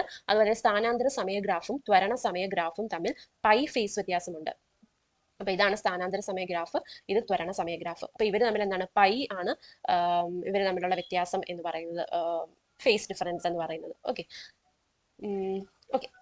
അത് കഴിഞ്ഞ് ഇവിടെ ഒരു ചെറിയ ക്വസ്റ്റൻ ഒക്കെ കൊടുത്തിട്ടുണ്ട്. അതായത് താഴെ പറയുന്ന സമവാക്യം അനുസരിച്ച് ഒരു വസ്തു സരള ഹാർമോണിക ചലനത്തിൽ ഏർപ്പെടുന്നു. അങ്ങനെയാണെങ്കിൽ അതിന്റെ ഡിസ്പ്ലേസ്മെന്റ് വന്നിട്ടുണ്ട് X is equal to 5 cos 2πt plus 5/4. ഇങ്ങനെ 1.5 സെക്കൻഡിൽ വസ്തുവിന്റെ സ്ഥാനാന്തരം കണ്ടുപിടിക്കുക, വേഗം കണ്ടുപിടിക്കുക, ത്വരണം കണ്ടുപിടിക്കുക. സ്ഥാനാന്തരം എന്താണ്? ഈ ഒരു ഇക്വേഷൻ, ഇത് സ്ഥാനാന്തരത്തിന്റെ ഇക്വേഷൻ ആണ്, നമുക്ക് മനസ്സിലായി അല്ലെ. അപ്പൊ ഇവിടെ ടൈം തന്നിട്ടുണ്ട് 1.5. അപ്പൊ ഈ ടിക്ക് പകരം എന്താണ് 1.5 സെക്കൻഡ്സ് ഇട്ട് കൊടുത്താൽ നമുക്ക് എന്ത് കിട്ടി? സ്ഥാനാന്തരം കിട്ടി. വേഗം എങ്ങനെ കണ്ടുപിടിക്കാം? ഇക്വേഷനെ ഡെറിവേറ്റീവ് എടുത്താൽ പോരെ.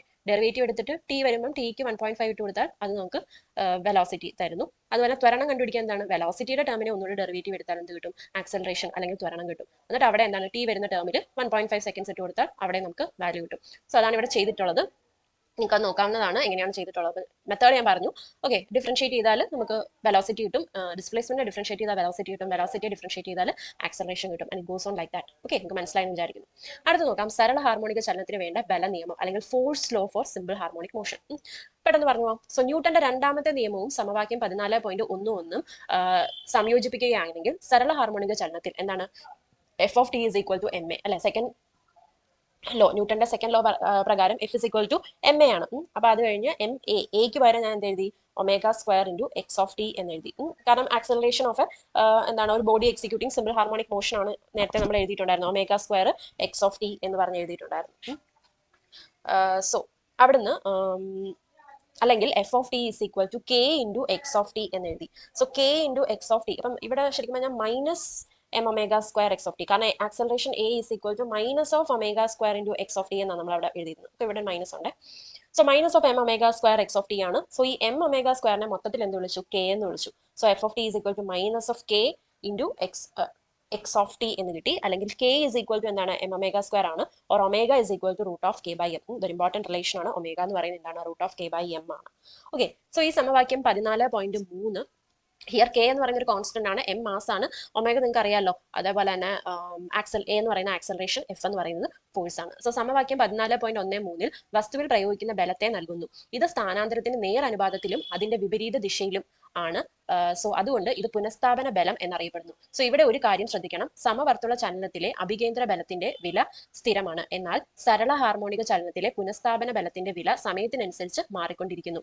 ഈ പാഠഭാഗത്ത് ഇതുവരെ നടത്തിയിരിക്കുന്ന വിശകലനത്തിൽ നിന്നും ഒരു സരള ഹാർമോണിക ചലനത്തെ സമവാക്യം 14.4 ഉപയോഗിച്ചും 14.13 ഉപയോഗിച്ചും നിർവചിക്കാനാകും എന്ന് മനസ്സിലാക്കാം. ഓക്കെ, അപ്പം എന്താണ് 14.4 അതുപോലെ 14.13 ഇങ്ങനെ നമുക്ക് ഇതാണ് നമുക്കൊരു സരള ഹാർമോണിക മോഷന്റെ അതായത് ഒരു സിമ്പിൾ ഹാർമോണിക് മോഷനെ നമുക്ക് എന്താണ് ഈ ഒരു ഇക്വേഷൻ വെച്ചും റെപ്രസെന്റ് ചെയ്യാം. അതുപോലെ നമ്മുടെ 14.4 എന്ന് പറയുന്ന ഇക്വേഷൻ എന്ന് പറയുന്നത്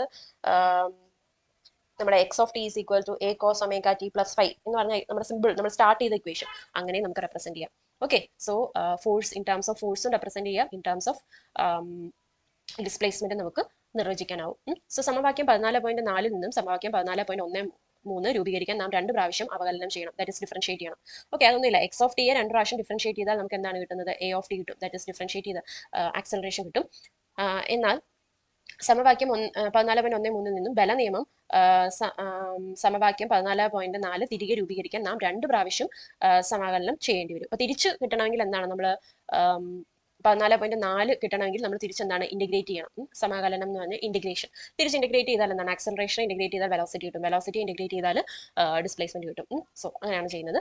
സോ ഒരു വസ്തുവിൽ പ്രയോഗിക്കപ്പെടുന്ന ബലം സമവാക്യം 14.13 അനുസരിച്ച് എക്സിന്റെ വേറൊരു വർഗത്തിനും അനുപാതികമാകാതെ എക്സിന് മാത്രം അനുപാതികമായിരിക്കുന്നു കൊണ്ട് ഇങ്ങനെയുള്ളവയെ രേഖീയ ഹാർമോണിക ദോലനങ്ങൾ അല്ലെങ്കിൽ linear harmonic motion, harmonic oscillator എന്ന് വിളിക്കാറുണ്ട്. അതുപോലെ പുനഃസ്ഥാപന ബലം എക്സിന്റെ രേഖീയ ഏകതമല്ലാതെ പദങ്ങളായ എക്സ് സ്ക്വയർ, എക്സ് ക്യൂബ് മുതലായവ ഉൾപ്പെടുന്നുണ്ടെങ്കിൽ ഇവയെ രേഖീയമല്ലാത്ത അരേഖീയ ഹാർമോണിക ദോലനങ്ങൾ അല്ലെങ്കിൽ നോൺ ലീനിയർ ഹാർമോണിക് ഓസിലേറ്റേഴ്സ് എന്ന് വിളിക്കുന്നു. അപ്പൊ എക്സ് ഫോഴ്സ് എന്ന് പറയുന്നത് എക്സിനെ മാത്രം, എക്സ് ആയിട്ട് മാത്രം പ്രൊപ്പോർഷണൽ ആണെങ്കിൽ it is called linear harmonic motion. അല്ലെങ്കിൽ എക്സിന്റെ എന്തെങ്കിലും ഇപ്പൊ സ്ക്വയറോ ക്യൂബോ ഒക്കെ ആണെങ്കിൽ എന്താ വിളിക്കുന്നത്, അതെന്താ നോൺ ലീനിയർ ഹാർമോണിക് ഓസിലേറ്റേഴ്സ് അല്ലെ നോൺ ലീനിയർ ഹാർമോണിക് ഓസിലേഷൻ എന്നാണ് നമ്മൾ അതിനെ പറയുന്നത്. ഓക്കെ, സോ ഇതാണ് എസ് എച്ച് എമ്മിന്റെ ഫോഴ്സ് നമ്മൾ കണ്ടു. അപ്പോൾ ഡിസ്റ്റൻസ് കണ്ടു, വെലോസിറ്റി, ആക്സലറേഷൻ ആൻഡ് ഫൈനലി ഫോഴ്സും കണ്ടു. ഇനി അടുത്ത നമുക്ക് നോക്കാനുള്ളത് എനർജി. ഓക്കെ, എനർജിയും കൂടെ പറയാം. സരള ഹാർമോണിക ചലനത്തിൽ ഊർജം സരള ഹാർമോണിക ചലനത്തിലുള്ള ഒരു വസ്തുവിന് ഗതികോർജ്ജം സ്ഥിതികോർജ്ജവും ഉണ്ട് അല്ലെ. ഗതികോർജ്ജം എന്താണ്, കൈനറ്റിക് എനർജി. സ്ഥിതികോർജ്ജം എന്ന് പറഞ്ഞാൽ പൊട്ടൻഷ്യൽ എനർജി. സോ ഒരു പരമാവധി മൂല്യത്തിനും പൂജ്യത്തിനും ഇടയിൽ ഈ ഊർജ്ജ രൂപങ്ങൾ സദാ മാറിക്കൊണ്ടേയിരിക്കും. അപ്പൊ എന്താ പറയുന്നത്, ഈ എനർജി എന്ന് പറയുന്നത് ഒരു മാക്സിമം വാല്യൂവിനും സീറോയ്ക്കും ഇടയിലാണ് മാറിക്കൊണ്ടിരിക്കുന്നത്. നമ്മൾ എന്താണ് നമ്മുടെ ഡിസ്പ്ലേസ്മെന്റ് കാര്യം പറഞ്ഞല്ലേ, സീറോ ആൻഡ് മാക്സിമം വാല്യൂവിന് ഇടയിൽ ഇങ്ങനെ മാറിക്കൊണ്ടിരിക്കും. അതേപോലെ തന്നെ എനർജിയും ഇങ്ങനെ മാറിക്കൊണ്ടിരിക്കും. സോ സരള ഹാർമോണിക ചലനത്തിലുള്ള ഒരു വസ്തുവിന്റെ പ്രവേഗം സമയത്തിന്റെ ക്രമാവർത്തന ഫലനമാണെന്ന് ഭാഗം 14.5 പഠിച്ചിട്ടുണ്ട്. സോ ഓക്കെ, അപ്പൊ ഒരു വസ്തുവിന്റെ വെലോസിറ്റി എന്ന് പറയുന്നത് എന്താണ്, ഒരു പീരിയോഡിക് ഫംഗ്ഷൻ ആണെന്ന് നമുക്കറിയാം. സോ പരമാവധി സ്ഥാനാന്തരത്തിൽ പ്രവേഗം 0 ആണ്. അപ്പൊ എന്താണ് പറയുന്നത്, മാക്സിമം ഡിസ്പ്ലേസ്മെന്റിൽ വെലോസിറ്റി എന്ന് പറയുന്നത് എന്താണ്, 0 ആണ്. അപ്പോൾ ഒരു particle about a mean position oscillate ചെയ്തുകൊണ്ടിരിക്കുകയാണെങ്കിൽ മാക്സിമം ഡിസ്പ്ലേസ്മെന്റ് ദാറ്റ് ഇസ് അതിന്റെ ആംപ്ലിറ്റ്യൂഡ് പൊസിഷനിൽ അല്ലെങ്കിൽ അതിന്റെ എക്സ്ട്രീം പൊസിഷനിൽ അതിന്റെ വെലോസിറ്റി എന്തായിരിക്കും, 0 ആയിരിക്കും. സോ ഇങ്ങനെ ഒരു വസ്തുവിന്റെ ഗതികോർജ്ജം എന്ന് പറയുന്നത് എന്തായിരിക്കും, kinetic energy is equal to half M V square അല്ലെ. കൈനറ്റിക് എനർജിയുടെ സമവാക്യമാണ് half M V square. M mass ആണ്, വി എന്ന് പറയുന്നത് എന്തായിരിക്കും, വെലോസിറ്റി ആയിരിക്കും. അപ്പൊ ഇങ്ങനെ ഓസിലേറ്റ് ചെയ്യുന്ന ഒരു പാർട്ടിക്കിളിന്റെ kinetic energy half M V square that is half M into V. വിക്ക് വരെ എന്ത് എഴുതാം നമുക്ക്, ഒമേഗ എ അല്ലെ minus omega A sine omega T plus 5. ഇതല്ലേ നമ്മുടെ വി വെലോസിറ്റി എന്ന് പറയുന്നത്, വി ഓഫ് ടി. അപ്പൊ അത് നമ്മൾ എഴുതി. അപ്പൊ വി സ്ക്വയർ ആണ് നമുക്ക് വേണ്ടത്. അപ്പൊ ഹാഫ് എം വി സ്ക്വയർ എന്ന് പറയുന്നത് എന്താണ്, omega square A square sine square omega T plus 5 എന്ന് കിട്ടി. ഓക്കെ, അപ്പൊ ഇത് എങ്ങനെ എഴുതാം, എം ഒമേഗ സ്ക്വയർ എന്താണെന്ന് നമുക്കറിയാം, കെ ആണ് അല്ലെ. K is equal to m omega square ആണ്. സോ അതിന് പകരം ഇവിടെ k സബ്സ്റ്റിറ്റ്യൂട്ട് ചെയ്ത് എഴുതി. So we got the kinetic energy of the oscillating particle as half k a square sine square omega T plus 5. Okay, so ഇതും സമയത്തിന്റെ ക്രമാവർത്തന ഫലനമാണ്. Okay, ഇതും എന്താണ്, repeating function, periodic function of time തന്നെയാണ്. Okay, ഗതികോർജ്ജത്തിന്റെ വില പരമാവധി സ്ഥാനാന്തരത്തിൽ 0വും സന്തുലിത സ്ഥാനത്തിൽ പരമാവധിയുമാണ്. സോ ഗതികോർജ്ജത്തിന്റെ വിയുടെ ചിഹ്നം അപ്രസക്തമായതുകൊണ്ട് ഗതികോർജ്ജത്തിന്റെ ആവർത്തനകാലം T/2 ആണ്. അതപ്പോൾ എന്താ പറയുന്നത്, നമ്മൾ പറഞ്ഞു പാർട്ടിക്കിൾ ഒരു മീൻ പൊസിഷൻ അബൌട്ട് ആയിട്ട് ടു ആൻഡ് ഫ്രം മൂവ് ചെയ്യാണ്. സോ മാക്സിമം ഡിസ്പ്ലേസ്മെന്റ് അല്ലെങ്കിൽ ആംപ്ലിറ്റ്യൂഡിൽ നമ്മുടെ പാർട്ടിക്കിളിന്റെ വെലോസിറ്റി 0 ആണ്. സോ കൈനറ്റിക് എനർജി എന്തായിരിക്കും, 0 ആയിരിക്കും. So it will be having maximum velocity at the mean position അല്ലെ. അതിന്റെ മെയിൻ പൊസിഷനിലാണ് മാക്സിമം വെലോസിറ്റിയും മാക്സിമം കൈനറ്റിക് എനർജി ഉണ്ടാവുക. കൈനറ്റിക് എനർജിയുടെ പീരീഡ് എന്ന് പറയുന്നത് T/2 ആണ്. ഓരോ T/2ലാണ് കൈനറ്റിക് എനർജി വേരി ചെയ്തുകൊണ്ടിരിക്കുന്നത്. ഓക്കെ, സോ സരള ഹാർമോണിക ചലനത്തിലിരിക്കുന്ന ഒരു വസ്തുവിന്റെ സ്ഥിതികോർജ്ജം എത്രയാണ്. അപ്പൊ ആദ്യം നമ്മൾ കൈനറ്റിക് എനർജി പറഞ്ഞു, അടുത്തത് പൊട്ടൻഷ്യൽ എനർജിയാണ് പറയാൻ പോകുന്നത്. സോ സംരക്ഷിത ബലങ്ങളിൽ മാത്രമേ സ്ഥിതികോർജ്ജം എന്ന ആശയം സാധ്യമാകുകയുള്ളൂ. അതായത് കൺസർവേറ്റീവ് ആയിട്ടുള്ള കേസസിൽ അതാണ് ഇവിടെ കൺസർവേറ്റീവ് ആയിട്ടുള്ള ഫോഴ്സസ്. കൺസർവേറ്റീവ് ഫോഴ്സിന്റെ കേസിലാണ് സ്ഥിതികോർജ്ജം എപ്പോഴും ഉണ്ടാവുക. പൊട്ടൻഷ്യൽ എനർജി നമ്മൾ ഡിഫൈൻ ചെയ്യുന്നത്. സോ അതെങ്ങനെ നമുക്ക് പറയാം, സ്പ്രിംഗ് ബലം F is equal to minus kx ഒരു കൺസർവേറ്റീവ് ആയിട്ടുള്ള ഒരു ബലമാണ്. സോ അതുമായി ബന്ധപ്പെട്ടിരിക്കുന്ന സ്ഥിതികോർജ്ജം എന്ന് പറയുന്നത് എന്താണ്, ഹാഫ് kx സ്ക്വയർ ആണ്. ഓക്കെ, അപ്പം ഒരു force that is related with spring എന്ന് പറയുന്നത് F is equal to minus kx ആണ്. അതുമായിട്ട് റിലേറ്റ് ചെയ്തിരിക്കുന്ന പൊട്ടൻഷ്യൽ എനർജി എന്ന് പറയുന്നത് ഹാഫ് kx സ്ക്വയർ ആണ്.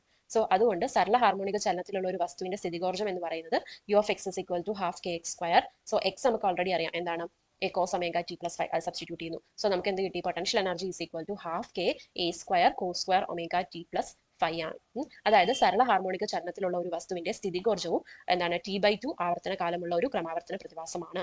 സോ സ്ഥിതികോർജ്ജത്തിന്റെ വില സന്തുലിത സ്ഥാനം നമ്മൾ നേരത്തെ പറഞ്ഞു, അത് മീൻ പൊസിഷൻ ആണ്. മെയിൻ പൊസിഷൻ അല്ലെങ്കിൽ ഇക്വിലിബ്രിയം പൊസിഷൻ, സ്റ്റാർട്ടിംഗ് പൊസിഷൻ ഇല്ലേ, അതാണ് നമ്മൾ പറയുന്നത് മെയിൻ പൊസിഷൻ അല്ലെങ്കിൽ ഇക്വിലിബ്രിയം പൊസിഷൻ. പിന്നെ ആ ഇക്വിലിബ്രിയം പൊസിഷനിൽ എന്താണ് നമ്മുടെ ഈ പൊട്ടൻഷ്യൽ എനർജി അല്ലെങ്കിൽ സ്ഥിതികോർജ്ജം എന്താണ്? 0 ആയിരിക്കും. ആൻഡ് ഇതിന്റെ വാല്യൂ മാക്സിമം എത്തുന്ന എവിടെയാണ്? ഏറ്റവും സ്ഥാനാന്തരം ഏറ്റവും കൂടുതലുള്ള സ്ഥലത്ത്, അതായത് ആംപ്ലിറ്റ്യൂഡിലായിരിക്കും. അപ്പം നേരെ ഓപ്പോസിറ്റ് ആണ്, കൈനറ്റിക് എനർജിയുടെ ഓപ്പോസിറ്റ് ആണ്. കൈനറ്റിക് എനർജി എക്സ്ട്രീം പോയിന്റിൽ 0 ആവും. അപ്പൊ എക്സ്ട്രീം പോയിന്റിൽ ഏറ്റവും കൂടുതലുള്ളത് പൊട്ടൻഷ്യൽ എനർജിയാണ്. അതുപോലെ മീൻ പൊസിഷനിൽ പൊട്ടൻഷ്യൽ എനർജി 0 ആകും, കൈനറ്റിക് എനർജി എന്താണ്? മാക്സിമം ആകും. സോ അതൊന്ന് ഓർത്ത് വെക്കുക. അപ്പൊ ടോട്ടൽ എനർജി എന്ന് പറയുന്നത് എന്തായിരിക്കും? Kinetic energy plus potential energy ആണ്. രണ്ട് ടേമും കൂടെ ആഡ് ചെയ്യുക. Half k square cos square omega T plus five plus half k square sine square omega T plus five. അപ്പൊ എന്താണ്? ഹാഫ് കെ സ്ക്വയർ രണ്ട് ടേമിലും കോമൺ ആണ്, അതുകൊണ്ടാണ് നമ്മൾ ഇവിടെ ഹാഫ് കെ സ്ക്വയർ വെളിയിലെടുത്തു. മിച്ചം cos square omega T plus five plus sine square omega T plus five. Cos square theta plus sine square theta എന്താണ്? 1 ആണ്. സോ അപ്പൊ എന്ത് കിട്ടി നമുക്ക്? Total energy is equal to half K A square എന്ന് കിട്ടി. അപ്പൊ നോക്കിക്കേ, ടോട്ടൽ എനർജി എന്ന് പറയുന്നത് ആംപ്ലിറ്റ്യൂഡിനെയും കെയും അഗെയിൻ എ കോൺസ്റ്റന്റ് ആണ്, ഇതിനെ മാത്രമേ ഡിപ്പെൻഡ് ചെയ്യുന്നുള്ളൂ. ദാറ്റ് ഇസ് ടോട്ടൽ എനർജി എന്ന് പറയുന്നത് എന്താണ്? It is independent of time ആണ് നമുക്ക് പറയാം. അതാണ് ഇവിടെ പറയുന്നത് എന്ന് നമുക്ക് ലഭിക്കുന്നു. ഈ സമവാക്യത്തിൽ നിന്നും സംരക്ഷിത ബലത്തിലുള്ള ചലനത്തിലേതുപോലെ തന്നെ സരള ഹാർമോണിക ദോലനങ്ങളുടെ ആകെ ഊർജ്ജം സമയത്തെ എന്താണ്? ആശ്രയിക്കുന്നില്ല. അപ്പൊ SHM ഉള്ള ഒരു പാർട്ടികളുടെ ഊർജ്ജം എനർജി എന്താണ്?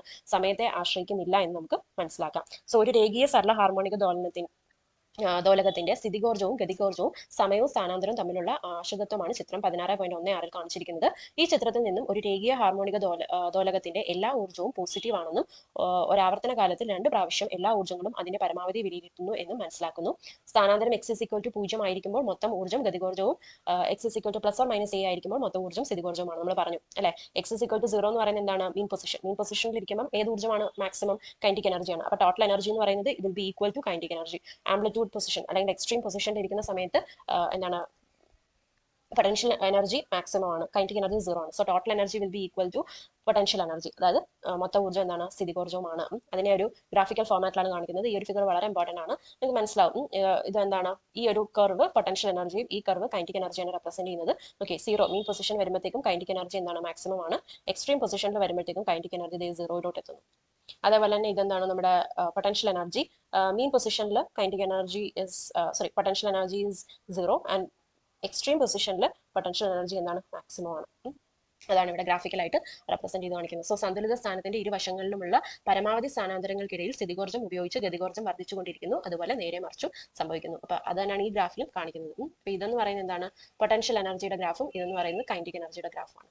ഓക്കെ, 0 എത്തുമ്പോൾ പൊട്ടൻഷ്യൽ എനർജി 0 ആണ്, കൈനറ്റിക് എനർജി മാക്സിമം ആണ്. അഗെയിൻ ഇങ്ങനെ ടൈം മാറുന്നതനുസരിച്ച് ഇങ്ങനെ വാല്യൂ മാറിക്കൊണ്ടിരിക്കുകയാണ്. സോ അതാണ് ഇവിടെ നോക്കാം. ആദ്യം കൈനറ്റിക് എനർജി 0 എത്തും, പിന്നെ T/2 ടൈം കഴിഞ്ഞിട്ടാണ് പിന്നെയും 0 എത്തുന്നത്. അതുകൊണ്ട് കൈനറ്റിക് എനർജിയുടെ എന്താണ് ആവർത്തന കാലം, ടൈം പീരീഡ് എന്ന് പറയുന്നത് T/2 ആണ് നമ്മൾ പറഞ്ഞത്. അതുപോലെ തന്നെ പൊട്ടൻഷ്യൽ എനർജി ഇവിടെ 0 എത്തുന്നു, അത് കഴിഞ്ഞ് ടൈം T/2 കഴിയുമ്പോഴാണ് പിന്നെയും 0 എത്തുന്നത്. സോ അതാണ് അതിന്റെ ടൈം പീരീഡ് T/2, ആവർത്തന കാലം T/2 ആണെന്ന് പറയുന്നത്. Okay, potential energy and kinetic energy. Total energy half k square ആണ്. Total energy is independent of എന്താണ്? ടൈം ആണ്. ഓക്കെ, അപ്പോൾ നിങ്ങൾക്ക് ഇത് മനസ്സിലായെന്ന് വിചാരിക്കുന്നു. വീഡിയോ കുറച്ച് ലെങ്ത് ആയി പോയി. SHM നമ്മൾ എല്ലാം പറഞ്ഞു കഴിഞ്ഞു. പക്ഷേ ഇനി അടുത്തത് SHM എക്സിബിറ്റ് ചെയ്യുന്ന കുറച്ച് സിസ്റ്റങ്ങളുടെ കാര്യങ്ങളൂടെ പറഞ്ഞാൽ ഈ ചാപ്റ്റർ കംപ്ലീറ്റ് ആവും. Okay, so thank you for watching. ഇനി ഡൗട്ട്സ് കാര്യങ്ങൾ എന്തെങ്കിലും ഉണ്ടെങ്കിൽ നിങ്ങൾക്ക് കമന്റ് ചെയ്യാം. Thank you.